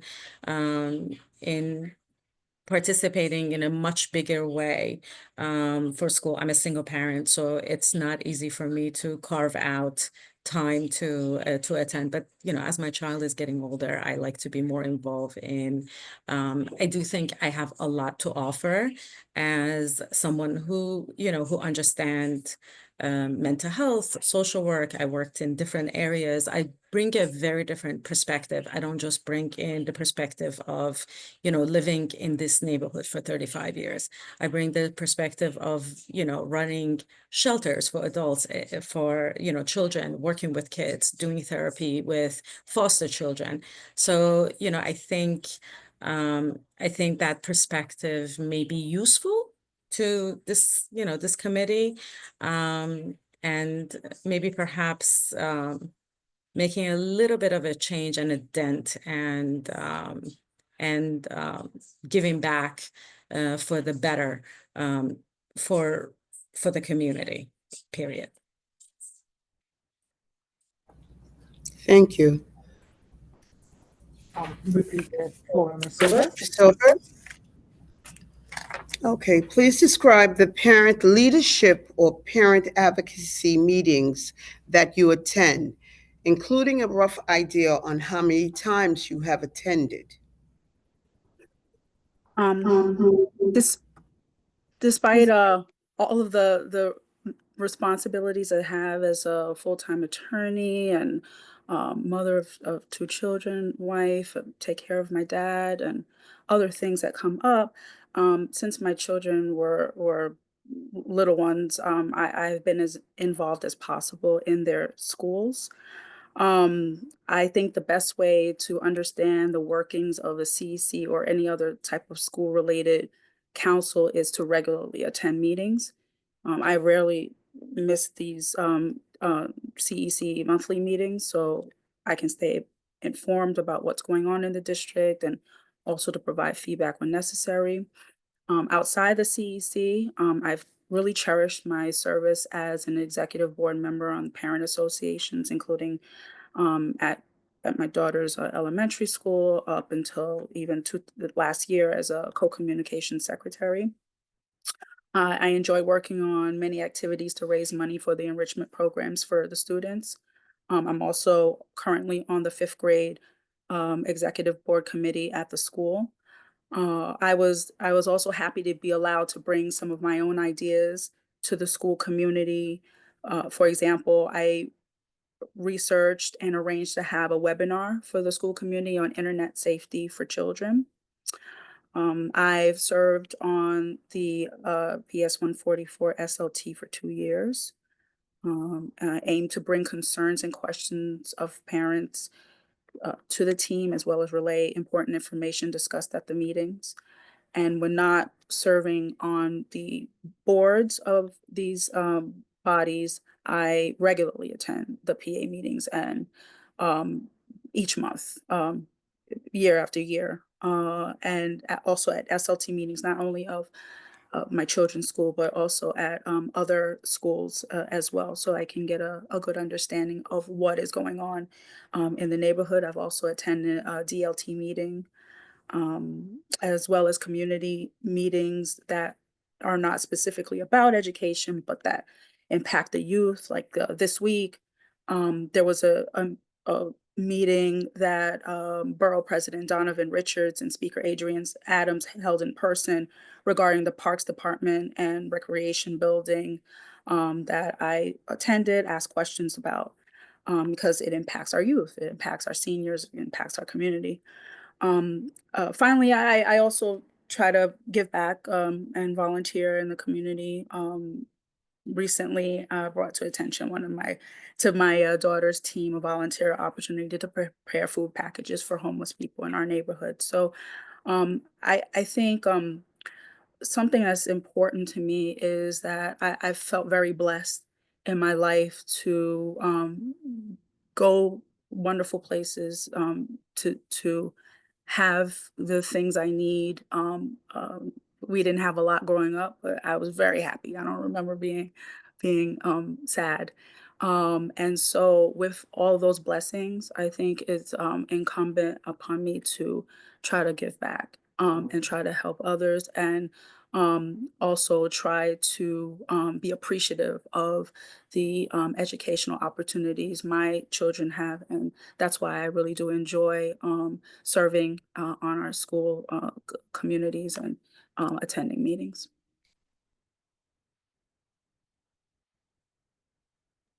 Okay, thank you to you both, and back to you, Mr. President. All right. Mhm. So you made it to the last question. Congratulations, candidates. Are you okay? Yeah. Yes, I'm. All right, we're going to start with Jennifer for this question. All right, Jennifer, what 3 topics are you most passionate about that you feel needs to be highlighted on the CEC board, and why? One very important topic I think is really important, especially now, is immigrant rights, and the making sure that everyone in our district feels safe, feels like they can send their children to school. From what I'm hearing, there are people who are nervous about bringing their children to school and getting an education. This is vitally important. I really value that I've been seeing a lot of people volunteering to bring information about rights that migrants, immigrants, all people have to education, to just safety. And I think that that is a space that CEC can definitely participate in making sure people have that information. I think that equity is majorly important. Equity in education is majorly important. I think that it is vital for all students to be able to excel and have the opportunity to succeed in school. And I think that it is certainly possible.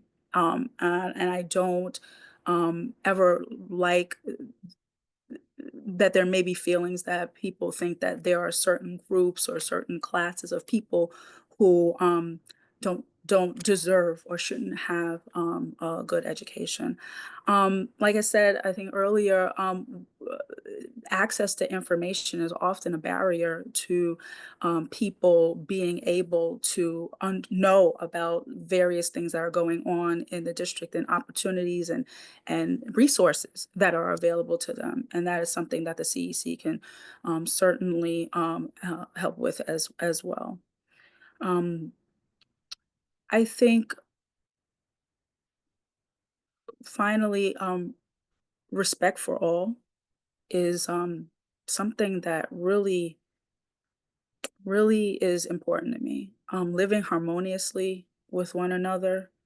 I think that affects everything. It affects education. It affects how we interact,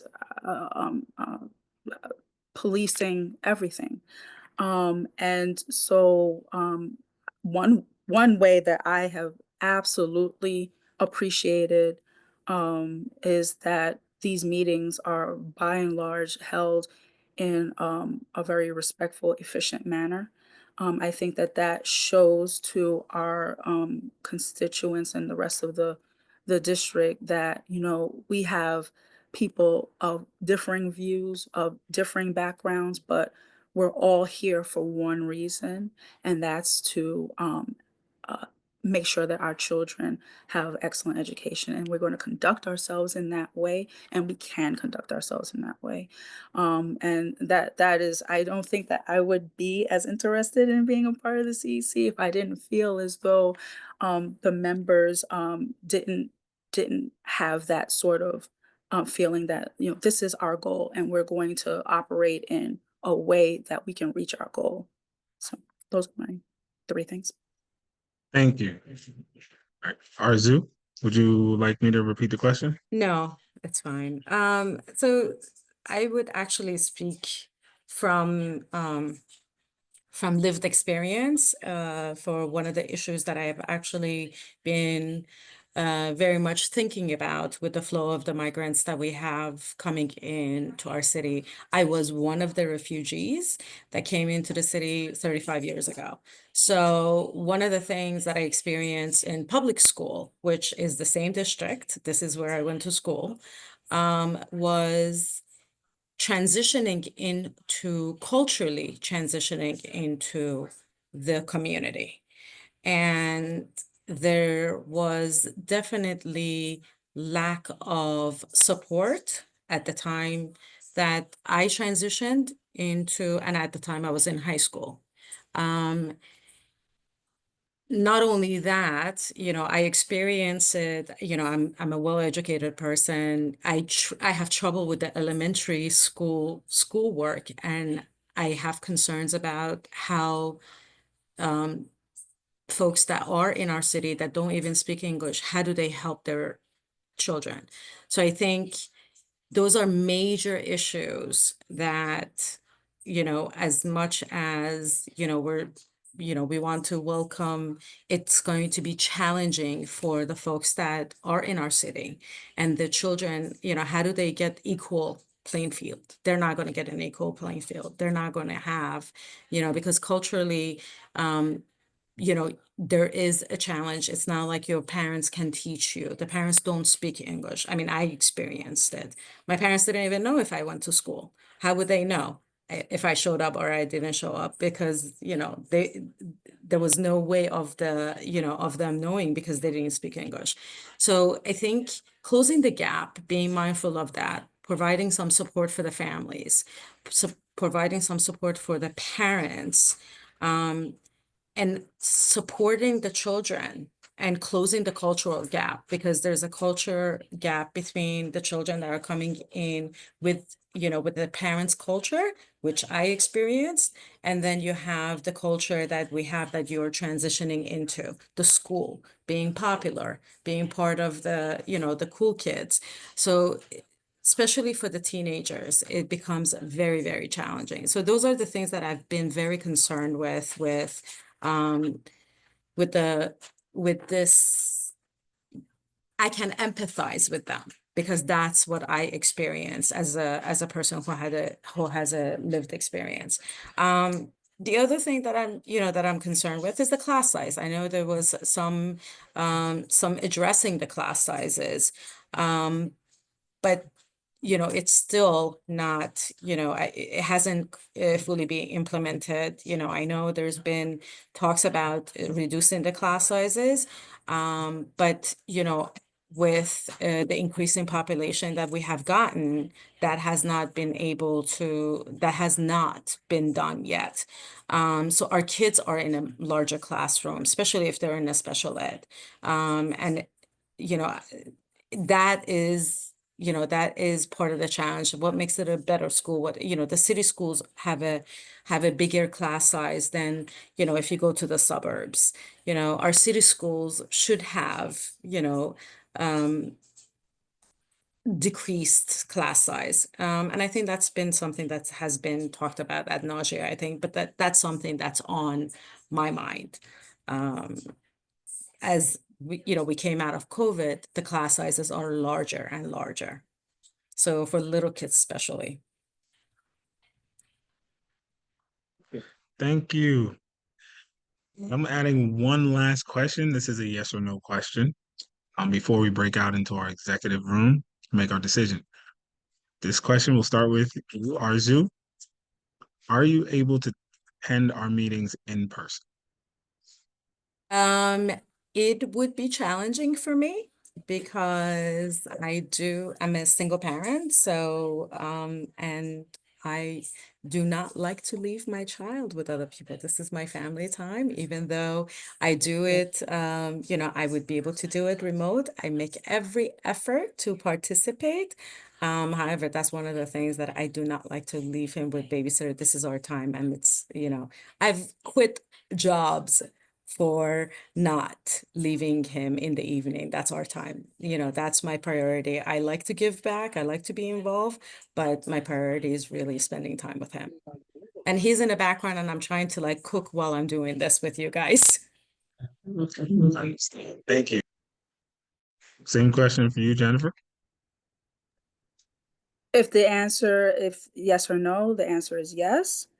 Would I prefer sometimes having the opportunity to be remote if something comes up where I have to be home, of course, but I would be able to participate in person. Thank you for your answers. All right, right now we're going to break off into a breakout room and we're going to make our decision and come back. Give us a few minutes.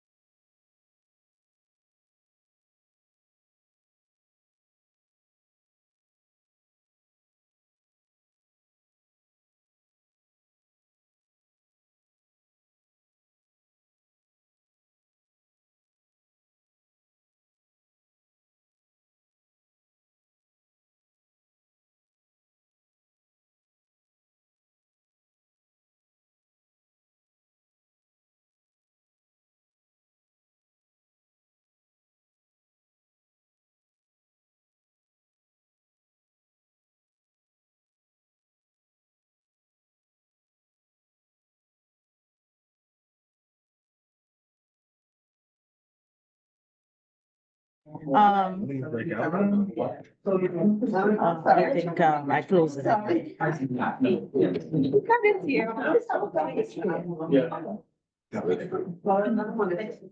right, good evening, everyone. We're back. We're back. Apologize for the wait.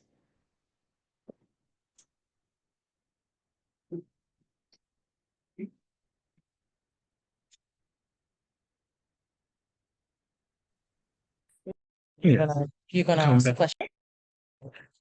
So just Before we finalize our vote, I want to go over the last question again. All right. So part of the CEC is that we have our set of governance, our bylaws that require us to maintain in-person attendance. Do we have reasons why something happens and you have to be virtual? Absolutely. Life happens. But for the most part, it's something that is part of our whole system that we show up. Right now, we're in full in-person attendance, and that's one of the things that we're known for in this district compared to others.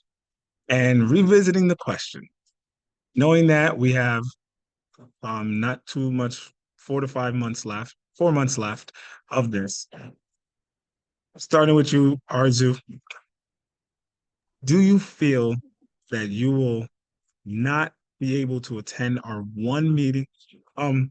No, like, do you feel that you would not be able to attend the meeting based on the situation that you mentioned for the rest of the year? Like, is that still something that is just ask the like, what's the question? Okay, basically, the question is, based on our requirements to conform to open meeting laws requirements and our bylaws that requires us to be in person for a calendar meeting. One calendar meeting a month is the first Thursday of the month. Are you able to commit to attending the meeting in person for the duration of this, for the remainder of this cycle? Please note that there is, this cycle ends in June of this year. And if you are looking to continue into the new cycle, you have to go through the application process that closes, I believe, next week, on the 16th of February. But this particular posting is just for this next 4 months. So with that said, and we're going to start again with you, Ms. Arzu, are you able to attend our meetings in person if selected? We can give it a try in person. It's only a few months. Okay, Ms. Sobers? Yes. Thank you. All right. Yes, we're gonna do the vote. Okay, we are going to do a roll call vote for members in terms of selecting. Please note that as Quentin mentioned in his opening review, we do have 2 vacancies on the council. We have the vacancy, the first listed vacancy for outgoing president Vijay Ramjatan, and we have the most recent vacancy following the resignation of member Nurun Swapna. So at this point in time, I'm gonna do a roll call vote. Roll call vote. Starting with first vice president. So we're first going to fill the spot for BJ's.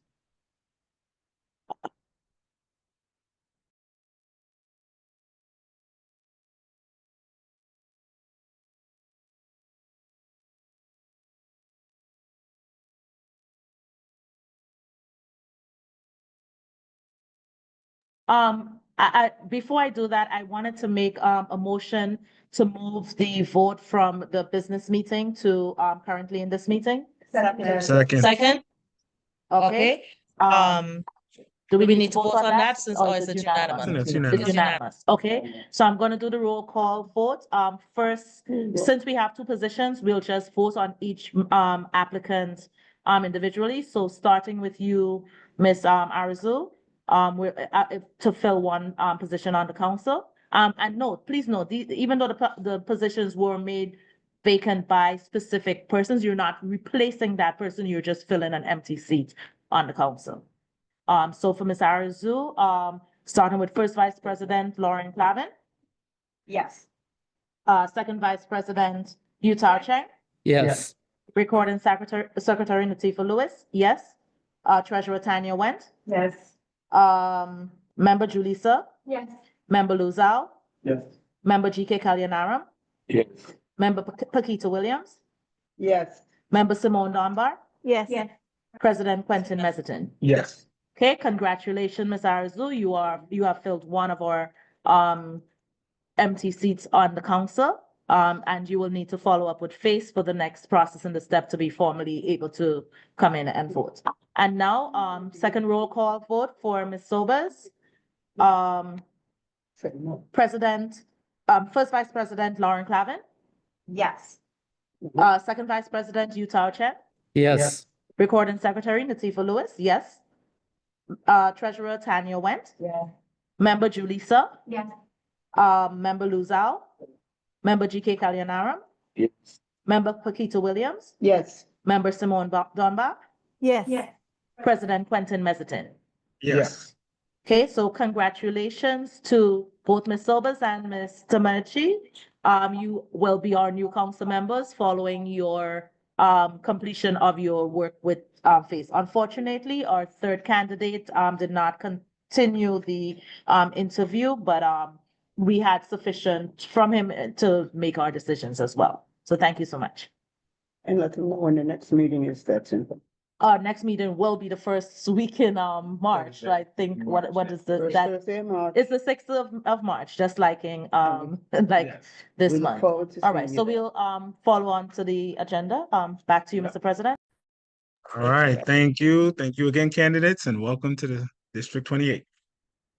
Next, we have our resolution that was sent out to the community, and all of our members have seen it, and we have sent it out in enough time. So Tanya, if you don't mind, sharing a resolution, and then we can go over it and propose our vote.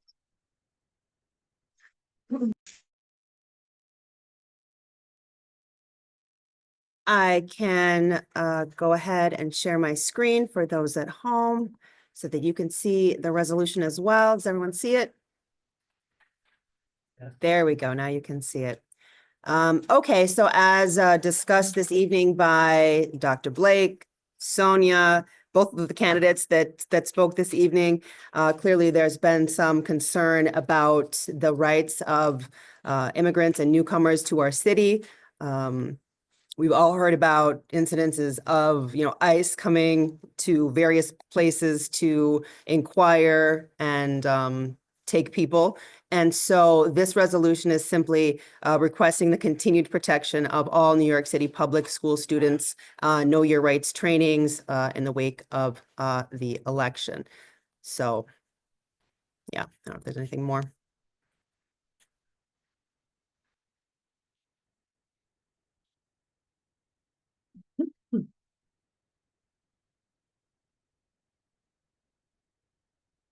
So basically asking for more multi-language know your rights trainings and town halls, asking for printed and online resources for, students, staff, families, not only those who are newcomers or immigrants, but for everyone, so that we're all aware of how to help and be allies as well.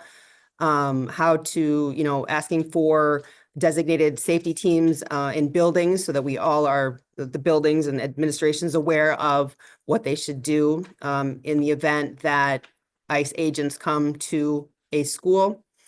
And just continued clear and consistent guidance. And again, I know Dr. Blake did speak about this evening, and Sonia also mentioned it as well. So we are, it's not as if we're not hearing you, we're hearing you, but we're just wanting to ensure that the messaging that's coming from New York City public school systems is strong and clear. And I really think because we're one of the biggest school districts in the country, we can set a precedent. You've heard other school districts do this across the country. And so I think in a place that is as special and unique as New York City and as diverse as we are, we're definitely the kind of district and an area that should be stepping up and saying, we're not having this and we're going to keep our kids safe in our schools.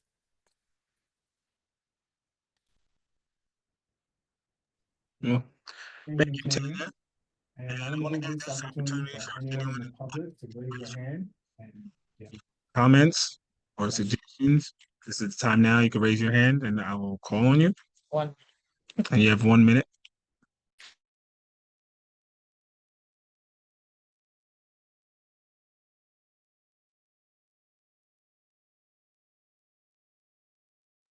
Thank you, public. Oh, we have one. Nope, we don't. Did you want to say something, Giselle? No. Okay. All right. Well, right now, council members. Any council member who's out?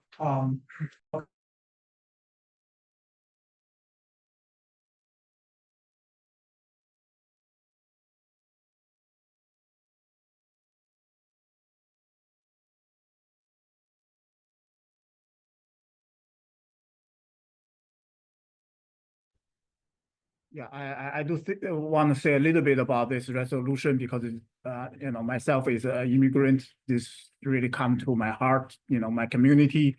There are a lot of people will be impacted by. If things got created, a lot of people got really scared and afraid. There's a lot of people talking about the distinguish between legal immigrant and illegal immigrant. This thing I want to emphasize. So when the illegal immigrant concept come into place, the first law to label a group of people as illegal immigrants, that law called Chinese Inclusion Act. So this is really close home, to my community. So those people who come here, right? I mean, I come here legally, they may come from other route, but the fundamental reason people come here is this one thing, that they want to make their life better. Those are the people who actually come to a place they don't know, they have no connection, they have no money, they want to come here, they want to try their best, they want to make things happen. They're not, they're doers, they have a big drives. Those are the people give the society a very needed fresh blood. So I think we should treasure, the immigrant community. There's no legal, illegal, they're immigrants. And the second thing I want to say is, this is a kind of a fundamental thing. Go back to the human nature of the tribalism, basically saying, okay, this is us, this is them, then try to fight each other. Anything about our society, the fundamental thing is economic, right? That's the only thing that really matters the most, So there's always a force to try to distract people from the key element of the society struggle and conflict. Say, okay, don't look at the big thing, the real thing. Look at that thing, Then you pick a group between each other to fight, and then whatever the problem is, people benefit from it, privilege from it. They will live comfortably because the little people are fighting. So this is the thing I want to say. I mean, honestly, they go both ways. It's not just right wing, left wing. We cannot keep doing this to pick fight between groups. We should focus our energy into the fundamental things.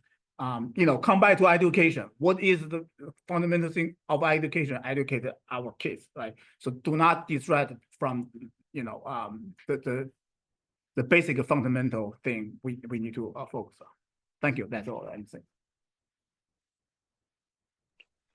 Thank you. You want Latifa? Right. Good night, everyone. I want to thank Tanya and the co-sponsors for bringing this to the forefront. As an immigrant as well, this is also close to my heart. And I've had the I guess the portion of being in communities where I've known people with very interesting circumstances. A parent who sponsored a child, or a parent who was sponsored by a child, and then the child tragically died just before the appointment came in. After they've been here, they ended up on the illegal list.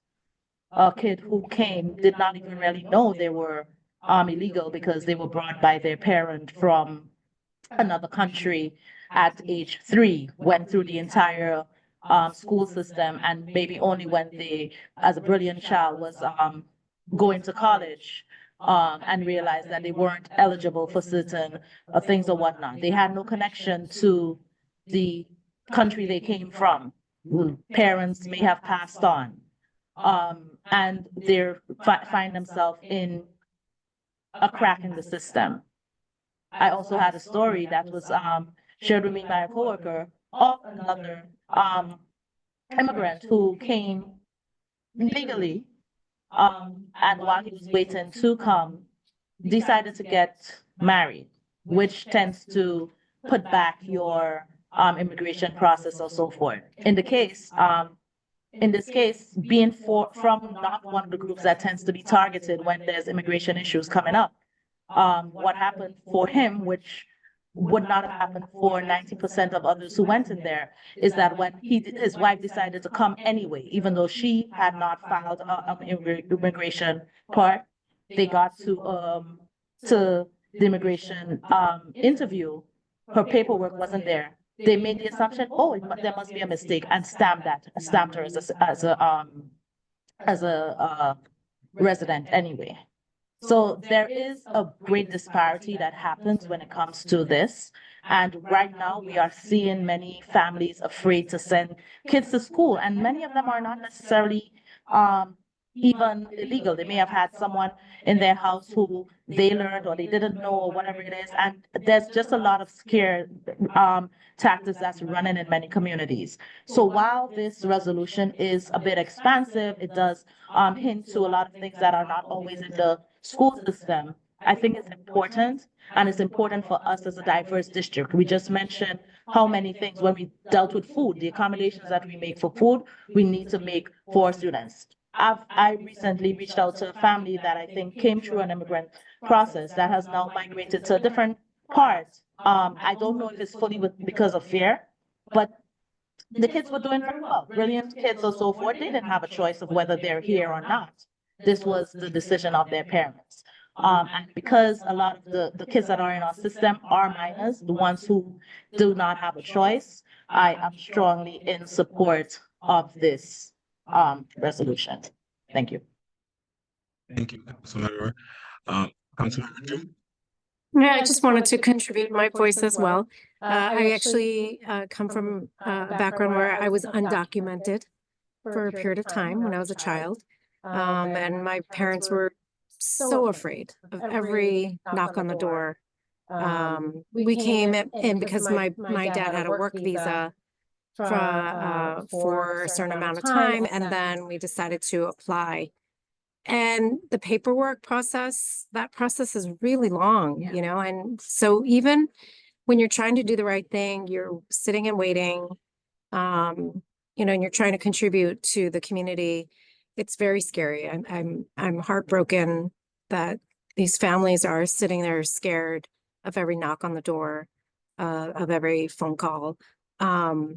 Wish there was more we could do. So thank you, Tanya, for this. I just want to say that because a pro bono lawyer picked up our case, my family's case, that's why I'm here today. You know, if it wasn't for that, I just honestly don't know what would have happened, because we were just sitting and waiting.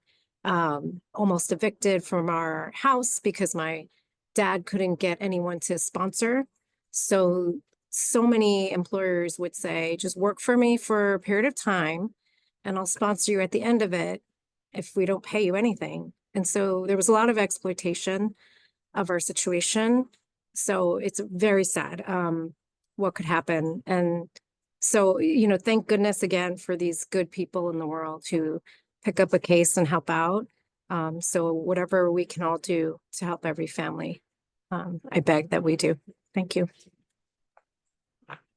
Thank you. And you, Tao? Thank you, everyone. And especially Tanya for bringing this up to the resolution. One thing I feel strongly about is we want to spread knowledge. We want to spread support. Let's not scare the community as a result of this resolution. We want them to know that regardless of their immigration status, their kids should be safe, should be well educated in their school. And it's everyone's responsibility to make sure that happens. Meanwhile, yeah, we want to support the initiatives to spread the knowledge, spread the awareness, and also the power to let them know, okay, they have, if someone detain them illegally, they have ways to seek for support. I think that's the most important message we want to bring out to the community. Thank you. Thank you. Any other council members? Okay. All right, recording secretary, can we motion to do a vote on this? Okay. First Vice President Lauren Clavin. Yeah. Second Vice President Yutao Chen. Yes. Recording Secretary Natifa Lewis, yes. Treasurer Tanya Went. Member Julie So. Member Lu Zhao. Member GK Kalyanaraman. Yes. Member Peter Williams. Yes. Member Simone Dunbar. Yes. President Quentin Mezitin. Yes. Okay, the resolution unanimously passed. Awesome. All right, now we're up to, first, I want to acknowledge our principals and parent coordinators, just to acknowledge them for being here. Just acknowledge, I did know we had, few principals, so I just want to say thank you for showing up. We appreciate all the support you do. And, parent coordinators that do the same, thank you for and if there's any elected officials or community, elected officials, you can raise your hand if you want to speak. And community board officials, I just want to know, I think I saw one. We do want to recognize you and appreciate your support in our community. Well, and as we go from that, I want to now give our council members time to give us an update of what's been happening, what's the report, and let's stay on top of time, kind of do that in 2 minutes. So, Tifa, if you could kind of close out. Okay, you want to confess or? All right, so I'll just go down the line. First Vice President Lauren Clavin. I first want to say congratulations and thank you to Jennifer Sobers and to Arzu. I don't know what you imagine it will be like to be on CEC, but I have a feeling that you'll do a wonderful job. I'm really impressed by the both of you, Jennifer. You know, I see you here all the time, and I know that you'll do great. And I'm just really proud of the caliber of people that we've attracted to even apply for this position. I really look forward to getting to know you better. I visited with Simone and I, as the borough president appointees, we visited with the borough president yesterday. And I wanted to share that I was really, I was happily surprised to hear that they really are on top of our schools in District 28. They're doing a lot of good work, and in every school that we mentioned, you know, we had a lot to share, especially based on our capital projects process that we just went through, and they are aware of nearly, it seems, every single issue in all of our schools, and they really are doing as much as they can to make sure that these projects happen. They are promising that PS 86 will get their gym. I hope we see that happen, along with all of the other much needed projects that need to get done. And on that note, the application for Reso A funding is due at the end of this month, February 28th. So I want to make sure that our principals, and if there are any parents on the call, if you're in, you know, SLT or just a parent in the school, please remind your principal, get in touch let them know to apply for these funds. Sometimes I understand that people hesitate to apply because they got rejected last time, but please do. If you don't understand the application, if you need assistance, please reach out to the Borough President's office, to Kat Zapata, the Education Director. She will help you. I'm going to put in the chat in a minute. There is an information session on February 11th that is specifically about ResOA. And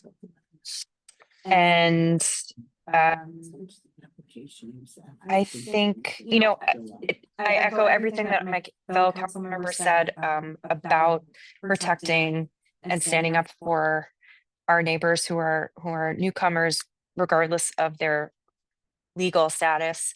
And I hope that our chancellor continues to loudly, vocally stand up and proudly advocate for all of our kids, and that includes, you know, all of our most vulnerable community members are being attacked at the highest levels of our government right now. I hope that the chancellor will come out with the same energy for our queer kids, our trans kids. That's really important that we stand up for all people who right now are being attacked so unfairly. That's all I have. Thank you.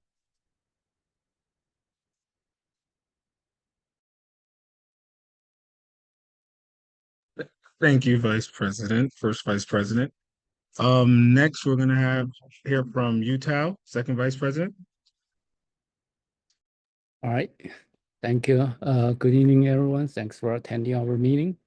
Congratulations to Arzu and Jennifer. Looking forward to working with you. Yeah, I really love this council, and I think together we're gonna get a lot of great things done. In the past month or so, one of my focus was to get the school food survey together and receive and analyze the parents' concerns, especially on their impact on the kids' emotional and physical health. So I'm going to follow up with the Office of Food and Food Services to basically to see through some of the actions and some of the plans they're proposing, and also some of the feedbacks they are going to relay to the central office.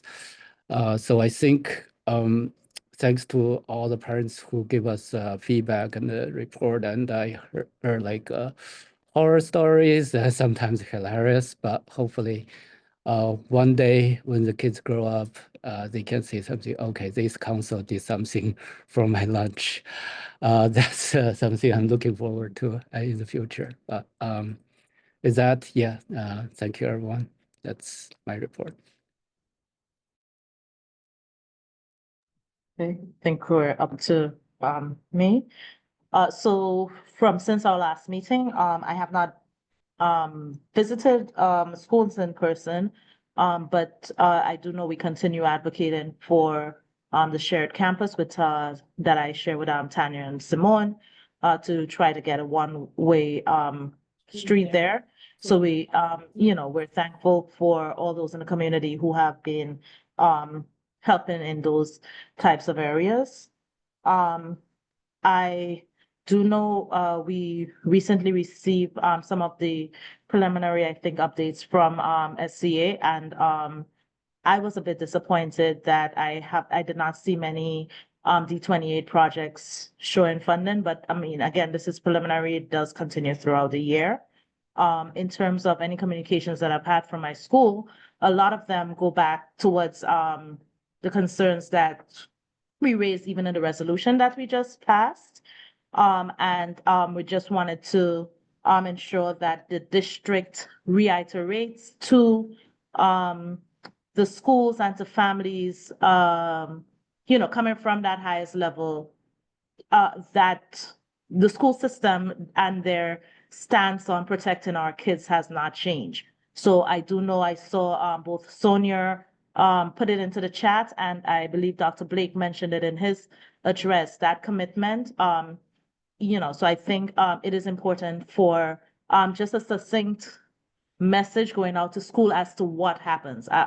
Today at one of my daughter's schools, there was the rumor that ICE was in the building, which most likely was not the case, but there's a lot of this type of hysteria and so forth that happens in the schools, and we want to make sure that our students we were trending pretty well in terms of attendance, so that those attendance doesn't go down or whatnot for families that are feeling a bit concerned. Please ensure that the messages goes out to the schools as to what can and cannot happen. Let them know that even if there is a situation that it normally is a very specific situation, there isn't going to be some kind of a sweep, that they're not just let into the building. How the principals respond to it and so forth. So all of those, I think, are just some of the issues that come up more. Rumors, I heard this, I heard that. And when you try to get to the source of where they heard the information from, it's been hard to pinpoint it. So I don't have much more of an update for now.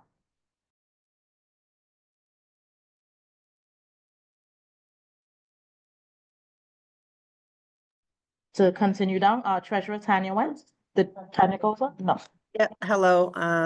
I was able to connect with all of my schools in January at PS220. I attended the SLT virtually, and as with all of the other schools, it's mid-year screener kind of assessment time for CEP goals to kind of see how everyone's doing. So they use Acadience and iReady depending on their grade level. And also they were having some computer-based testing simulations, as I'm sure that they have been doing in everyone else's schools as well. They mentioned that they were having a school attendance kind of award ceremony in January. And so I'm really hoping that with the new developments, we don't really see a big impact in their attendance.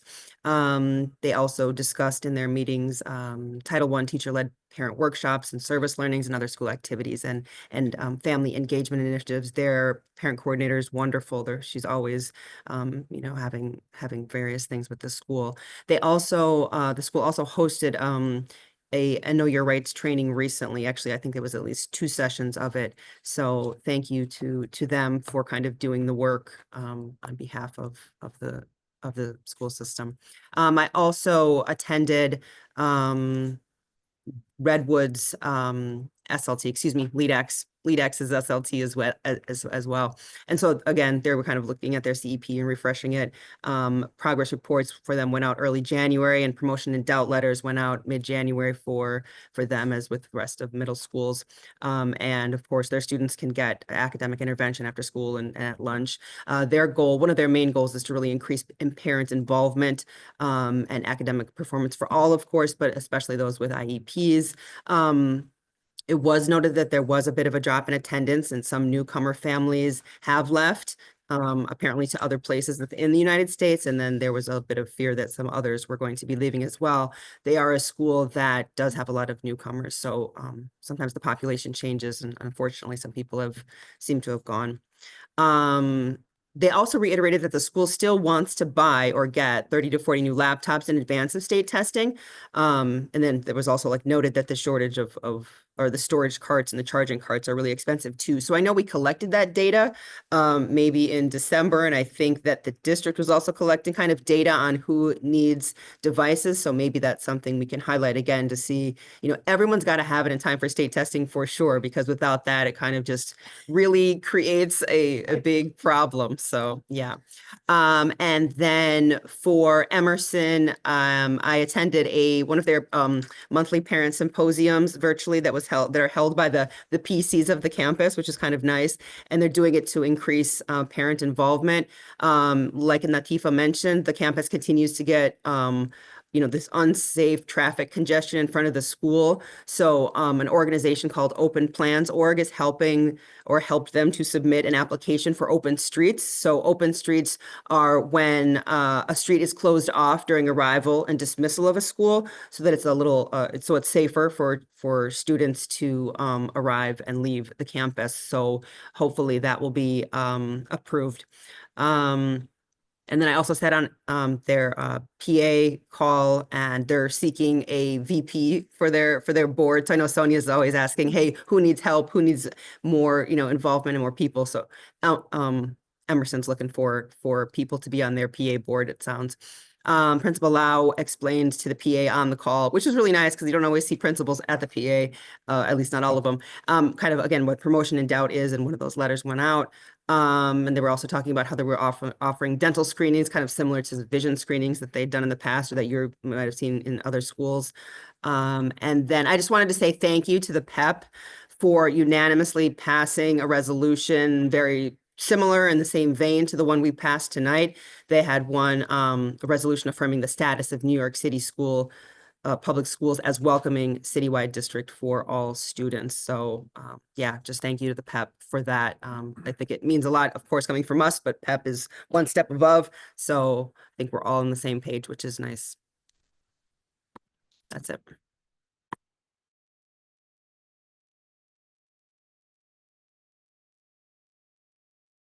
Member Julissa?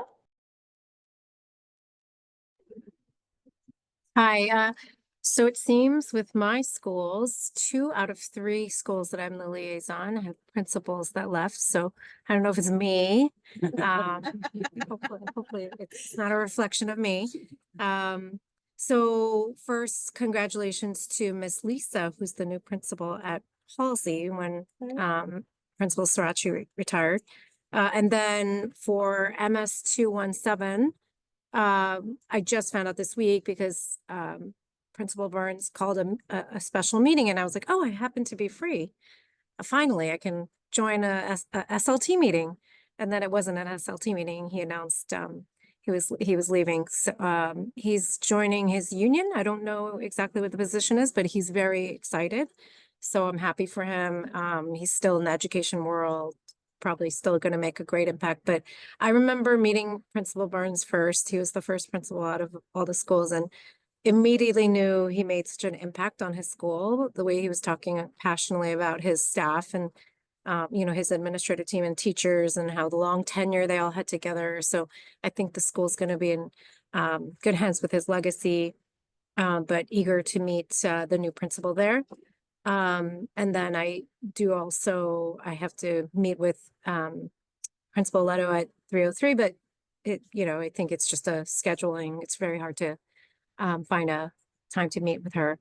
And then I just wanted to mention, as a parent, I did the World Read Aloud Day at PS 101. And it was just so beautiful to see all the parents who were volunteering, reading a variety of books to at least my daughter's class, but I know it was happening at all the classes. So just want to say that was a really wonderful event. That's all from me.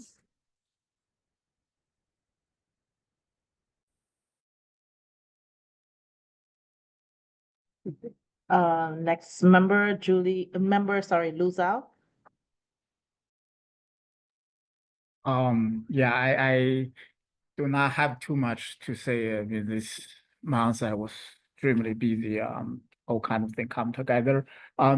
Quickly, a few points. One is, the DOE forgive the mid-year adjustment this year. So many schools have this problem. So basically, it wasn't saying your recruitment is not meeting the target. So the money they originally allocated, they should take it back if they fall off the target. That could causing a lot of problem for the principal, especially when the principal don't know if that if that going to be forgiven, then they have to plan ahead. So that I know in Jose there was a talking for this next year, if they couldn't get this forgiven, there are some of the club currently holding may not able to continue because you have to pay the teacher to stay overtime.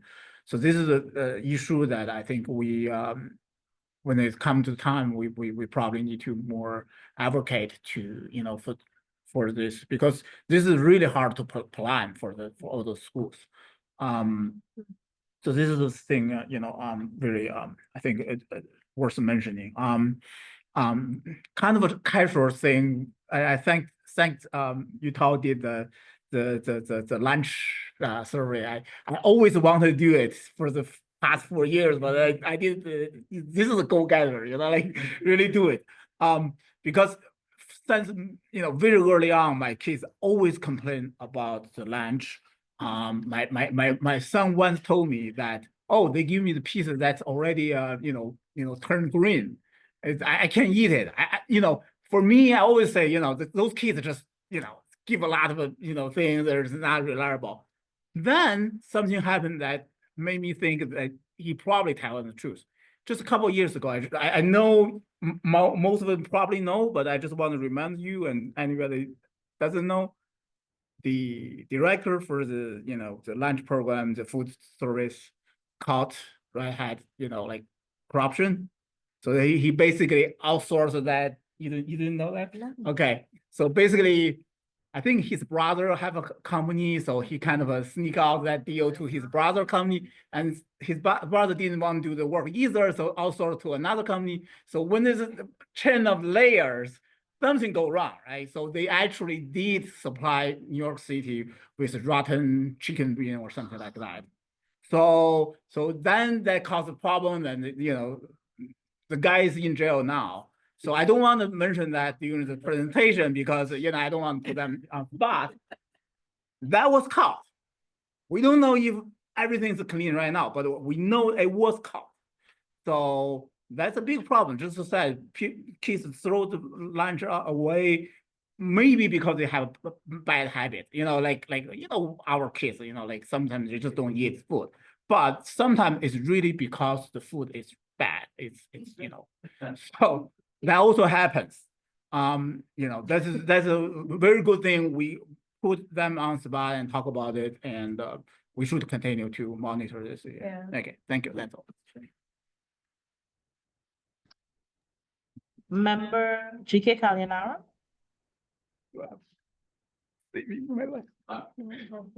I don't have anything except to say that I've been in touch with the schools, including 174, attended some of the SLT virtually, and I think dramatically report they're all doing the regular school year work, whether it's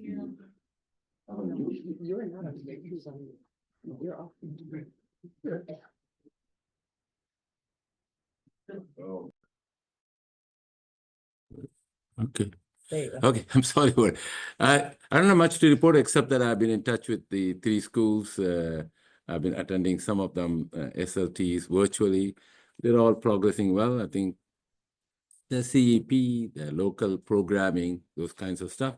I think one of the things that they seem to be focused on is the state testing that happens at the end of April for 3rd, 4th, and 5th grades, and that is very important for these schools in terms of their placement, how they are perceived in terms of the performance, because that seems to be the benchmark. I don't have anything more to say. They're all happily chugging along.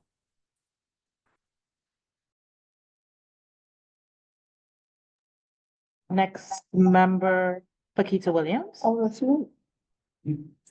Hi. Oh. Come on. Okay, hi.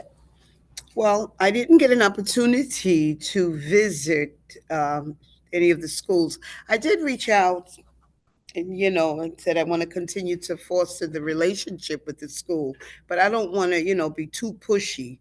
So the new year just started. I'll reach out, in February and see where we are with what's going on. And then I'll have some more to say by March. So my schools, 80, 99, 196, I'll be reaching out to you shortly. But I just do want to mention that PS 80 has a brand new tech teacher named Miss Brown that did a wonderful event in December. And I also want to let everyone know that PS 80 has a free now, after a lot of pushing, going here, going there. But long story short, they have a free after school. Yay! that they've been trying to get for a very long time. Free So- after school? A free after school. You don't have to pay, you mean? That's what it means. Free, yeah, a free after school. Wait, let me look at my notes.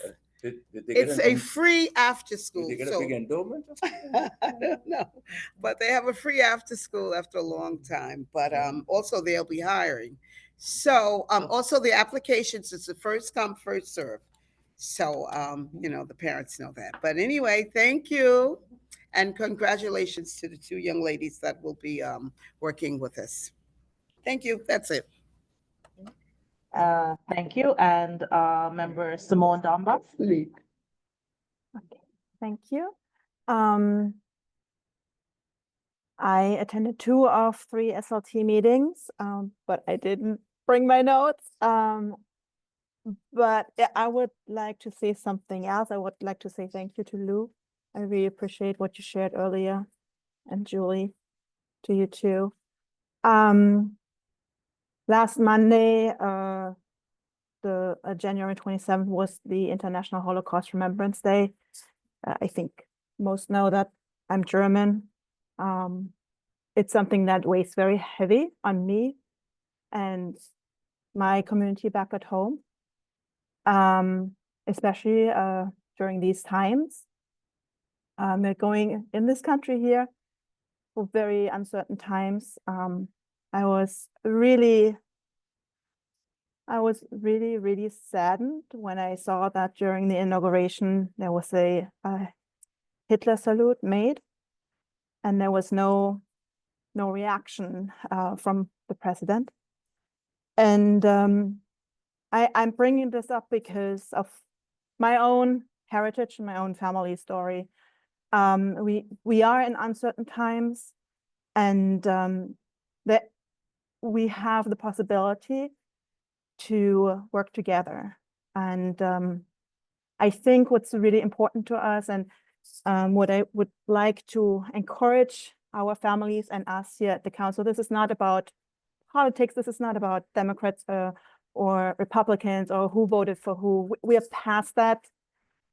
It is about watching out for one another. I'm very concerned that I'm concerned about our migrants, about the children. I'm concerned about the trans kids and non-binary people. I'm concerned about Jewish population. I'm very concerned about, because we know that when the role modeling is lacking, people are encouraged to target these populations. And so my encouragement is we as people, as ordinary people, we can still do something. We can watch out for one another. We can make sure that we protect each other. And that is my ask. I hope that we can come together as a district and support each other, watch out for our weakest, for the kids, and make sure that they're okay. I strongly believe that there is good in each and every person, and that we have more in common than what separates us. So please, let's watch out for one another.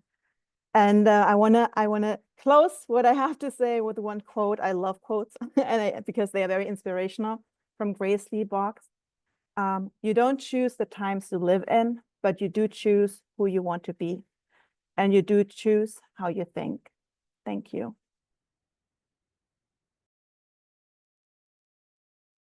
Okay. Quentin, back to you. Thank you. All right. I'm gonna try to keep this quick. Just as a segue, I'm the liaison for Q161, 175, 206, and 680, which is Queens Gateway, which is a secondary school because it goes from 6 to 12. Now, I was able to attend the SLT meeting today at 175, and it's always a highlight of my morning when I'm putting my kids on the bus to hear all the value and that they're bringing to their school. Like, that school has a great community, has a great leadership, and they do great things because of those parents and that the student and the leadership. So I just want to commend them on their their goals and their initiative and how they address the issues at hand. Like whatever is going on in the world, they address it. They don't sugarcoat it. So I really appreciate that. Queens Gateway. Um, it's interesting because I'm also, if you don't know, on Queens High School's President's Council, and that opens up like more conversations that I have on that side of the high school, but also how it reflects on the middle school. So as the transition from our eighth graders going into high school, there's a lot of programs that I've been able to sit down and understand more to bring back with York College, but also recently I've been invited to the NYC Health and Hospitals annual public meeting to speak at Elmer's Hospital next week, February 11th, because they want to know more about what possibilities they can do to help the schools, especially like as kids transition in high school, could do like what programs can they bring from the hospitals to help students that want to get into the medical field. So I'm really open to that conversation and to see what, what value I could bring back. Um, I did a walkthrough on January 30th at 811Q. That's our D75 I would say label for this district. And I was able to be accompanied with Catherine Zapata, with Principal Nicole and Sonia Silvers and their assistant principal. And it's like you can't go through a D75 school walkthrough and not just like have an indirect emotional moment, because when you see things happening to students that can't defend for themselves, and you see like they don't have a cafeteria that's working, and they've been like looking for funding for like almost 8 years. We're able to bring that up, and why is that? And like, the busing situation, there's no reason kids should be on the bus for an hour and a half, missing their therapies and things, the shortage of teachers and paras. And they're very strong because they're fighting and they're advocating and doing the best they can with what they have, but they can always use some support. And I was really proud to bring the borough president's office to see what some of the things that maybe they can help with. So I'm looking forward to the follow-up on that meeting. I was also at the D75 legislative breakfast that was on Tuesday that just passed. And that was another interesting, but just to see the superintendent of D75. And I did invite him again to come to our meeting. So fingers crossed, we will have a visit from that side for our April meeting. Fingers crossed. But it's really good to see how we can be more inclusive, because when all of us are really seeing what's happening, we can all help.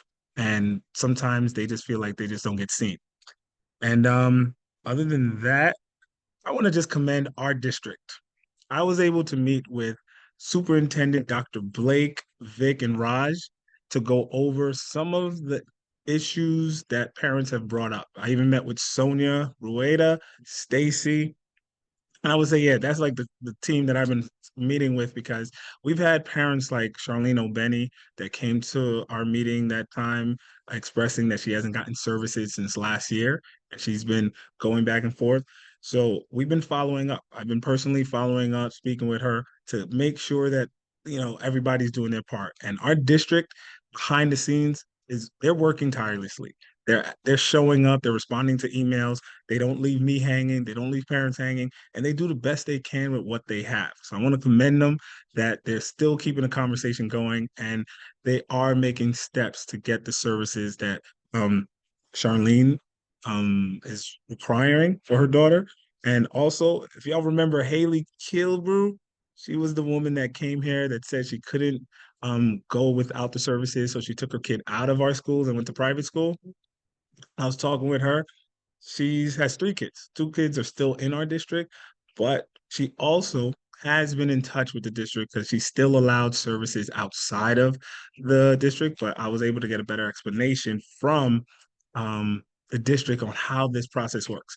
It's confusing. Special education, D75, Nest, Horizon, it opens up a lot of questions on how to get an IEP process and what to do when you get an IEP and what if the IEP is not met, that we're going to have a special education committee meeting, because this is too much to bring up on our meeting. And I'm just going to put this in the chat that everyone who has a question, you can get your question answered. That is It's loading now. That is our meeting coming up February 24th at 6:30, where we will have representation from the district regarding special education, because it's so many things that we can't answer on here, but is affecting a lot of our families and a lot of our parents. So what better way to do it than have a committee meeting directed to your questions? Let's get your questions answered by who it needs to be so we can all get a better understanding and navigate the system more confidently with a district that actually wants to support us as best they can. Sometimes they just need to hear from you.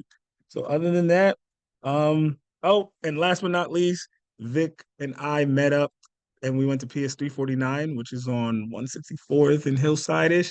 And that's a possibility for our end of school year celebration. So I will keep you guys posted, but I'll put some pictures in the chat that we got because it's looking really positive as one of the options for our end of the year school district celebration. Other than that, let's like to let me see. Thank you for thank you for council members. And now we are going to go to public comments. Let's see. Did the members in here sign up to speak?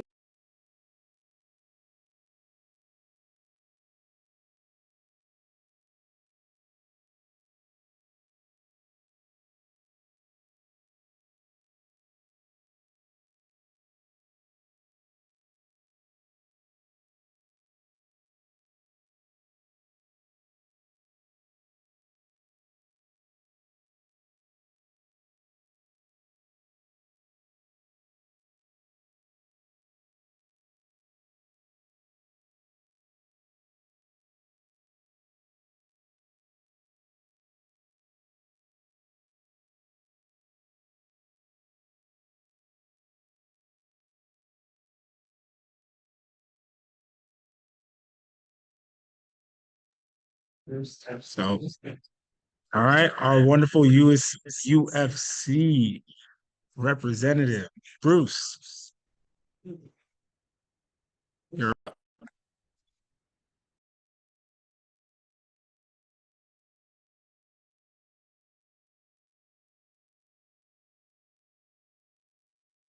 Good evening, everyone. Good to see all of you. And congratulations to Arzu and Jennifer for becoming new CEC members. Want to let everyone know the educators and UFT members in the district share the same concerns that have been raised here about our newcomer immigrant students and families and making sure that they're protected. And in the sentiment of what Simone was saying and others were saying, it's times like these we always work together, all the parts of District 28 work together, but it's times like these that are so disturbing and challenging where I think we really show our best. And it's encouraging to see in the chat the things that Sonia is doing and the things that she said in terms of the Know Your Rights workshops. And I see Giselle on her end, Presidents of Presidents Council, also holding Know Your Rights workshops. The district office expressed how it is trying to help our newcomer and immigrant families. And I also want you to know that on the UFT end, it's our members, the teachers, the guidance counselors, the secretaries, the paraprofessionals who are with the children of the community in the schools during the day, charged with protecting the students, and we take that very seriously. And the UFT on its end has been holding virtual workshops for our members, the educators, on protecting undocumented students and families. Michael Mulgrew, the president of the union, just had a town hall with all members this afternoon, speaking about this particular issue as well as others. And on our UFT website, on the opening page, there's a section that you can click on, which is Immigrant, Student, and Family Resources. It's really open to the whole public. And on there's protocols for non-local law enforcement, immigration guidance for schools, know your rights, et cetera, et cetera, et cetera. So, you know, our district is a great district. These are troubling times, but working together, I know that we will get through this, and we will protect our children and families. And with that said, you know, enjoy Black History Month and happy Valentine's Day next week as well. Thank you. We will enjoy Valentine's and Black History Month. Appreciate that. Next, we have Adriana Lisa, our PEP representative. Who's Who's the the echo? echo? Somebody speaking for his own? Yes. Sorry.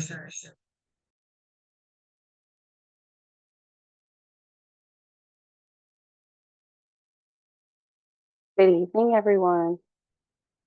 Adriana Lisa, she, her, PEP member representing Queen CECs. That's all of you. Thank you for letting me speak to you all this evening. I appreciate also, and I want to share that appreciation again out loud, all of the comments that were shared by Councilmember Zhao and Councilmember Suh. And I appreciate very much that you shared so vulnerably. I think that our children need to see that part also.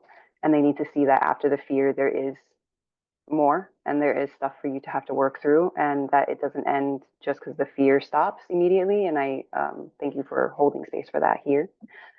To quickly switch topics because I want to be respectful of the time. It's already 9:35. I was up at Albany earlier this week and I met with Assemblymember John Carroll, who is now the chair of libraries, which is very exciting for him. If you don't know, Assemblymember Carroll is dyslexic and is very interested in the literacy project that New York City Public Schools is currently embarking on with reintroducing phonics. And so if you are aware of your New York City public school that has an inoperable library for any reason, whether that is the library does not have up-to-date resources or it does not have sufficient staffing, please email me. I have my email in the chat earlier and I will put it in there again. I just need the school's name and or DBN, so like the 28Q and then whatever number it is. You're free to share whatever details you would like, but I will pass that information along to the legislative director at Assemblymember Carroll's office because they are very interested in exploring the opportunities for any partnerships between Queens Public Library and New York City Public Schools and potentially aiding in that partnership in whatever way that they can.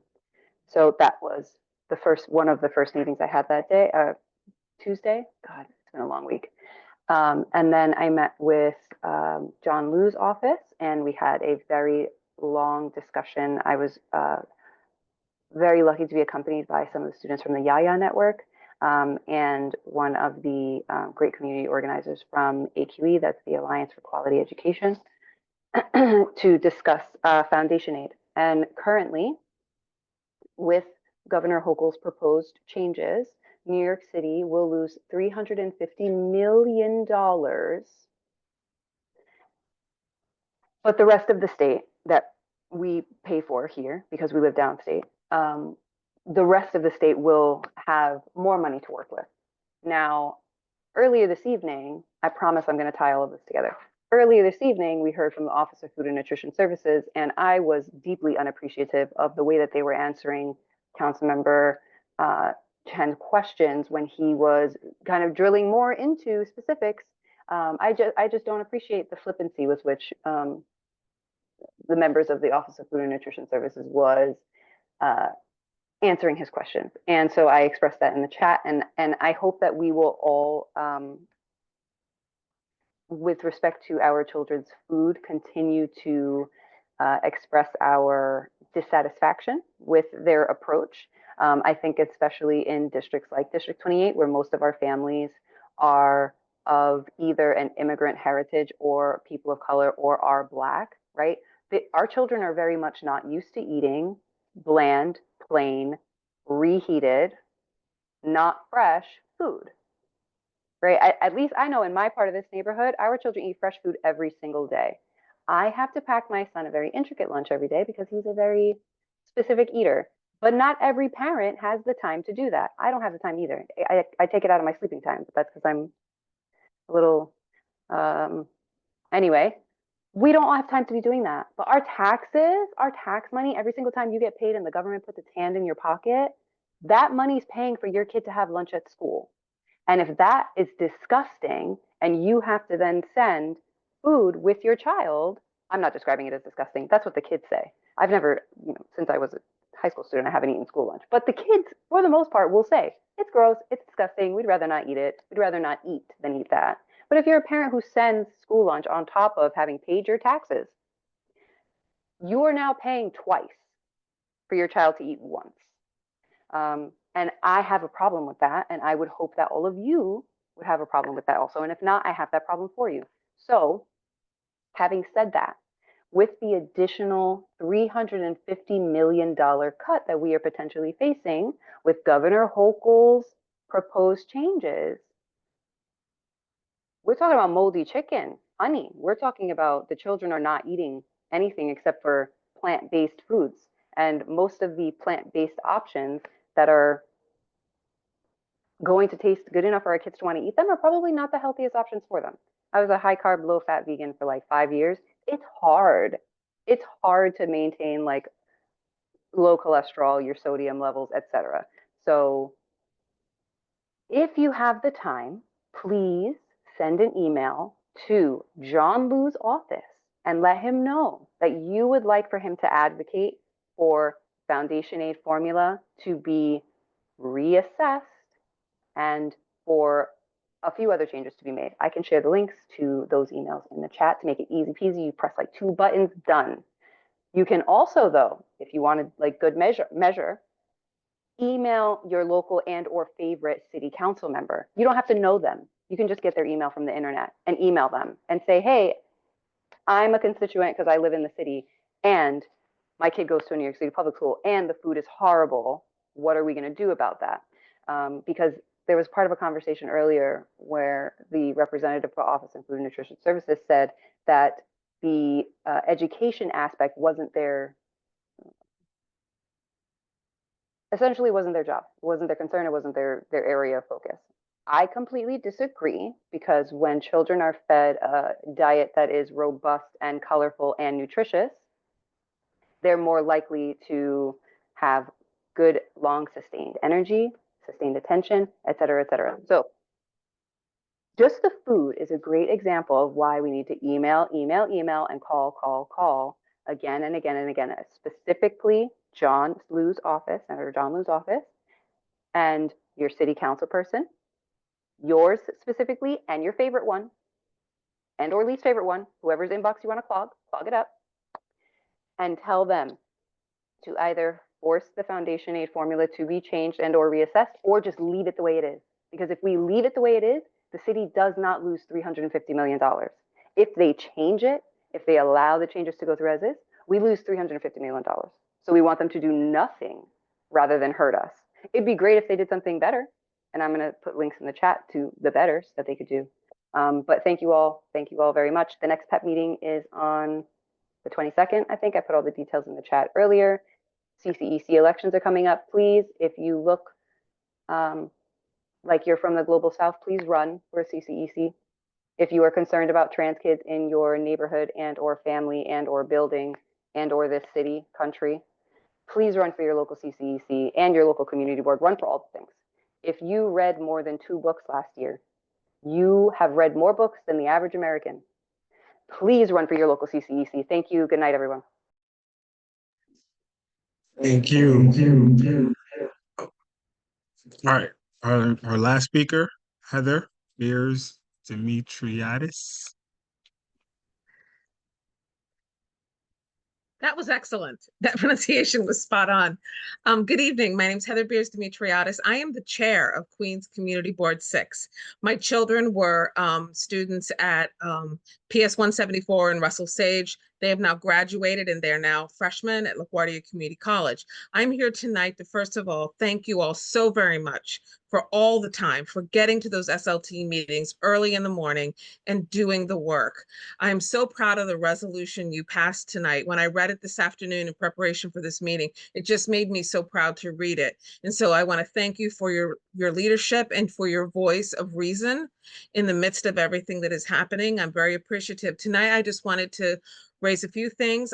We're aware of concerns at both PS 144 and PS 174 with issues of traffic and mixing with students, and how some of those issues are finding themselves putting students in harm's way.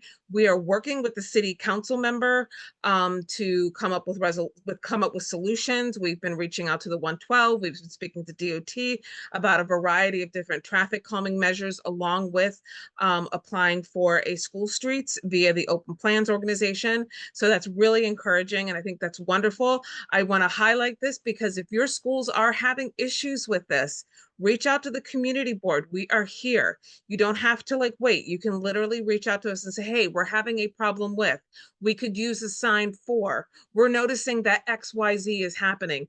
Reach out to the community board. If it's outside of what we can do, we can point you in the right direction, because let's face it, government is complex, and we're here to try to be your cruise directors and help get you to the right room to get the right help. So please feel free to reach out to the community board. We are here. Speaking about community board, if you know people that want to get involved, applications are due very soon. So please feel free to apply for those community board posts. A lot of community boards need parents on the community boards to speak to the education needs, and they're sometimes have members that are older or have members that are single, and because it's harder for parents to get involved. But if you know a parent that's got bandwidth for days, please ask them to apply for the community board. We need those folks on our community boards. That's all I have to say tonight. Just know that we are here for you, and that we hear you, and that we are so deeply appreciative of the time that you guys put in. And again, and I want to thank you all for the authenticity tonight. I think that sometimes when we talk about things in very academic terms, we lose the heart of the matter. And I think a lot of you tonight really spoke to the heart and the pain that's going on these days. So I just want to thank you for the authenticity tonight, and congratulations to your new members. Have a great night. Thank you, Community Board 6 Chair Heather. Appreciate you. And we do have, make sure you're still here. Sujin, are you still here? From Senator John Liu's office?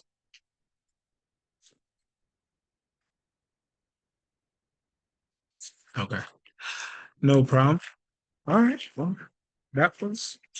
I think she's still on. I'm not sure if Still you on? can, yeah.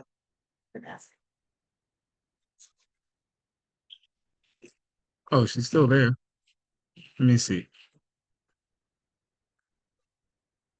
There was, I mean, you have 15 minutes.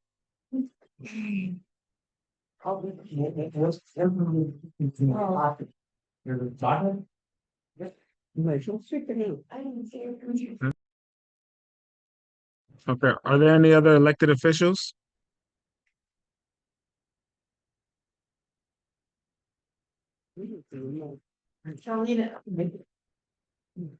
Okay. All right. Hi, Quentin. I'm here, but I came to the party late. I apologize, everyone. I had another event before this, but just wanted to thank you all so much on behalf of the borough president for your commitment and dedication to our most vulnerable families and students.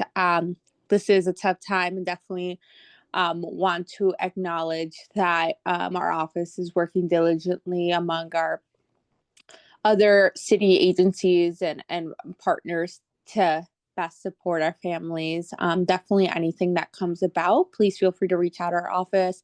I know Lauren mentioned an event that we're having, and Heather also mentioned that a community board applications are out.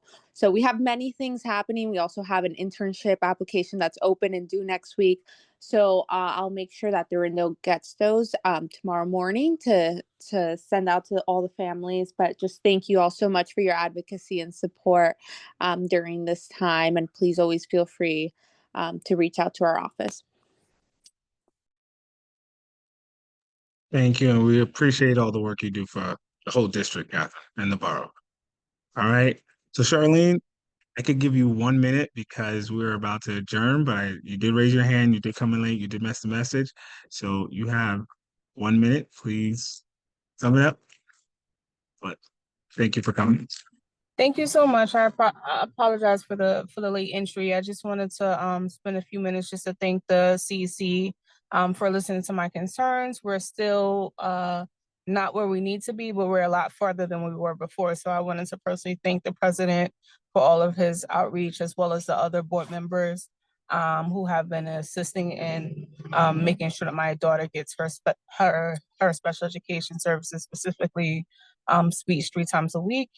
I also wanted to approach the board to discuss, and I talked to the president about this briefly, about coming together to write a resolution in terms of the gap in special education services and the transparency of individuals going from early intervention into CS or CPSE. Thank you so much for the time. Thank you, Mrs. O'Benny. And yes, we will be working on we listen to all the parents' concerns. Please come to our next special education committee meeting. We addressing some of those things. And yes, outside of that, we have no more work.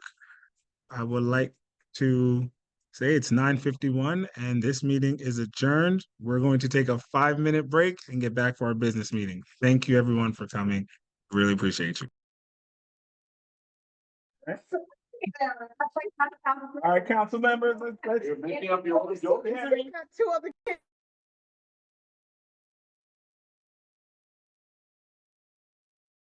Right?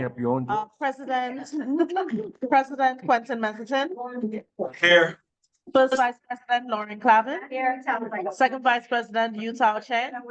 Utah. Here. Recording Secretary Latifah Lewis, I'm here. Treasurer Tanya Went. Here. Member Julissa. Here. Member Luzal. Member GK Kalyanara. Yes. Member Paquita Williams. Present. Member Simone Dunbar. Here. Awesome, thank you. Thank you for your time. Good night, and you are dismissed. Thank you. Thank you so much. Have a good night. No problem. All right. First on our agenda is we're going to go over the absentee forms. Lauren? I'm so sorry we have to do this. We have to. First up is Simone.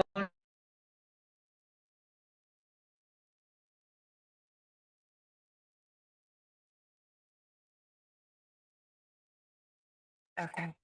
Hi. Hello. Simone was present remote last month. She was out of the country. We can vote yes on whether or not it was excused. Okay, I'm making a motion to vote on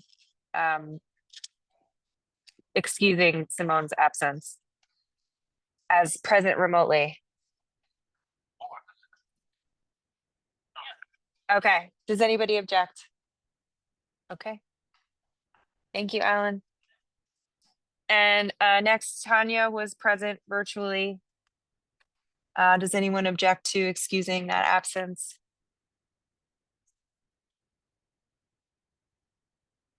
Childcare.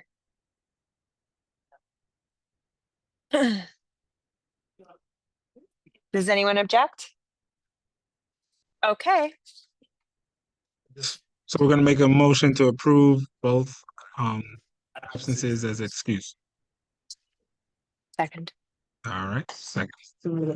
Thank you. Next on our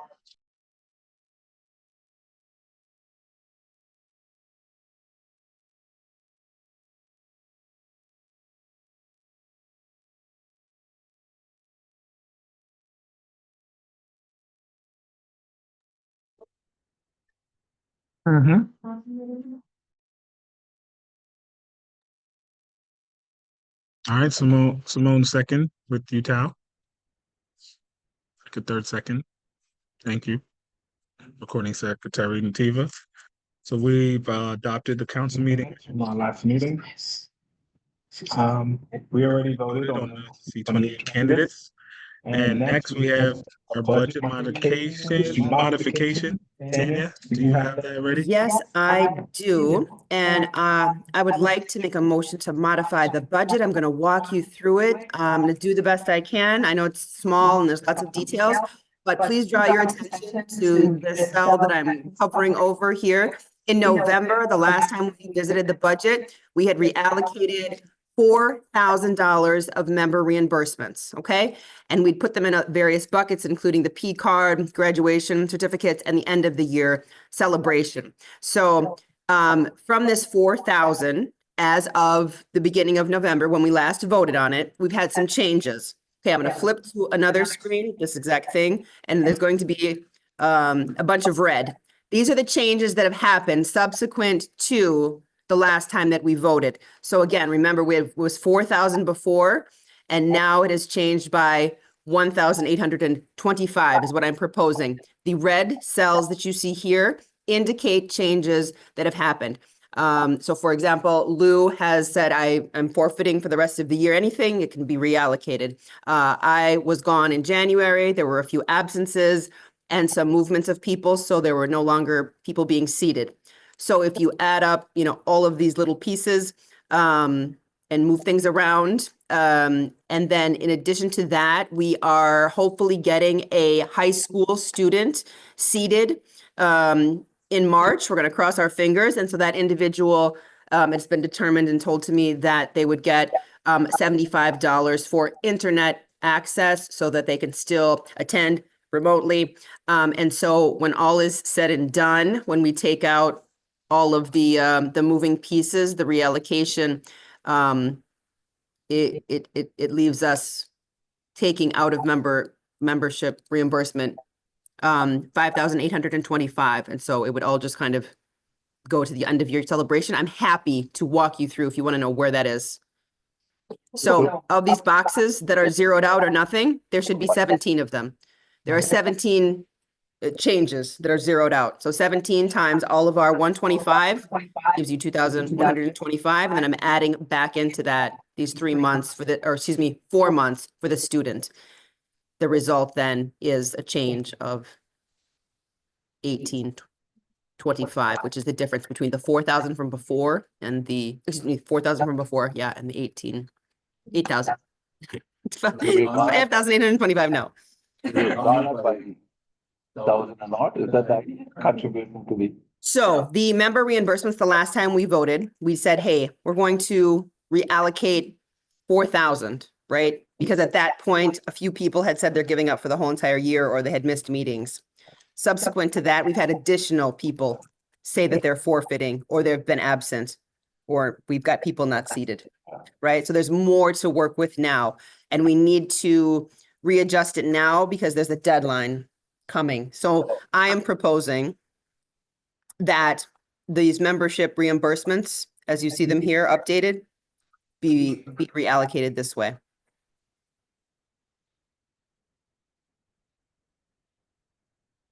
Tanya? Yes. I think, am I doing this correctly? Like if I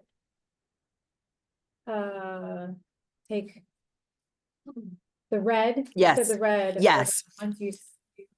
So it's 125 times the number of Yes. red? Yes, exactly. So there should be 17 reds that are either 0, absent, or not seated, right? So we've got 1, 2, 3, 4, 5, 6, 7, 8, 9, 10, 11, 12, Got it. 13, Yeah, 14, I follow. 15, 16, 17. So from last time, that's the change for the 17. So 17 times 125 is the 2,125. And then Dorinda threw me a loop and said, hey, add back in this high school kid. And I'm like, oh, wait. Okay. So then we'll add back in this high school spot and expect them to come and be seated, hopefully, for 4 months.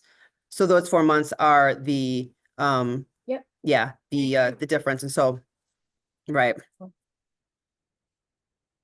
So do I hear a second? Does anyone else second the motion? Or do we have to vote? Second, just we're doing that. Okay. Okay.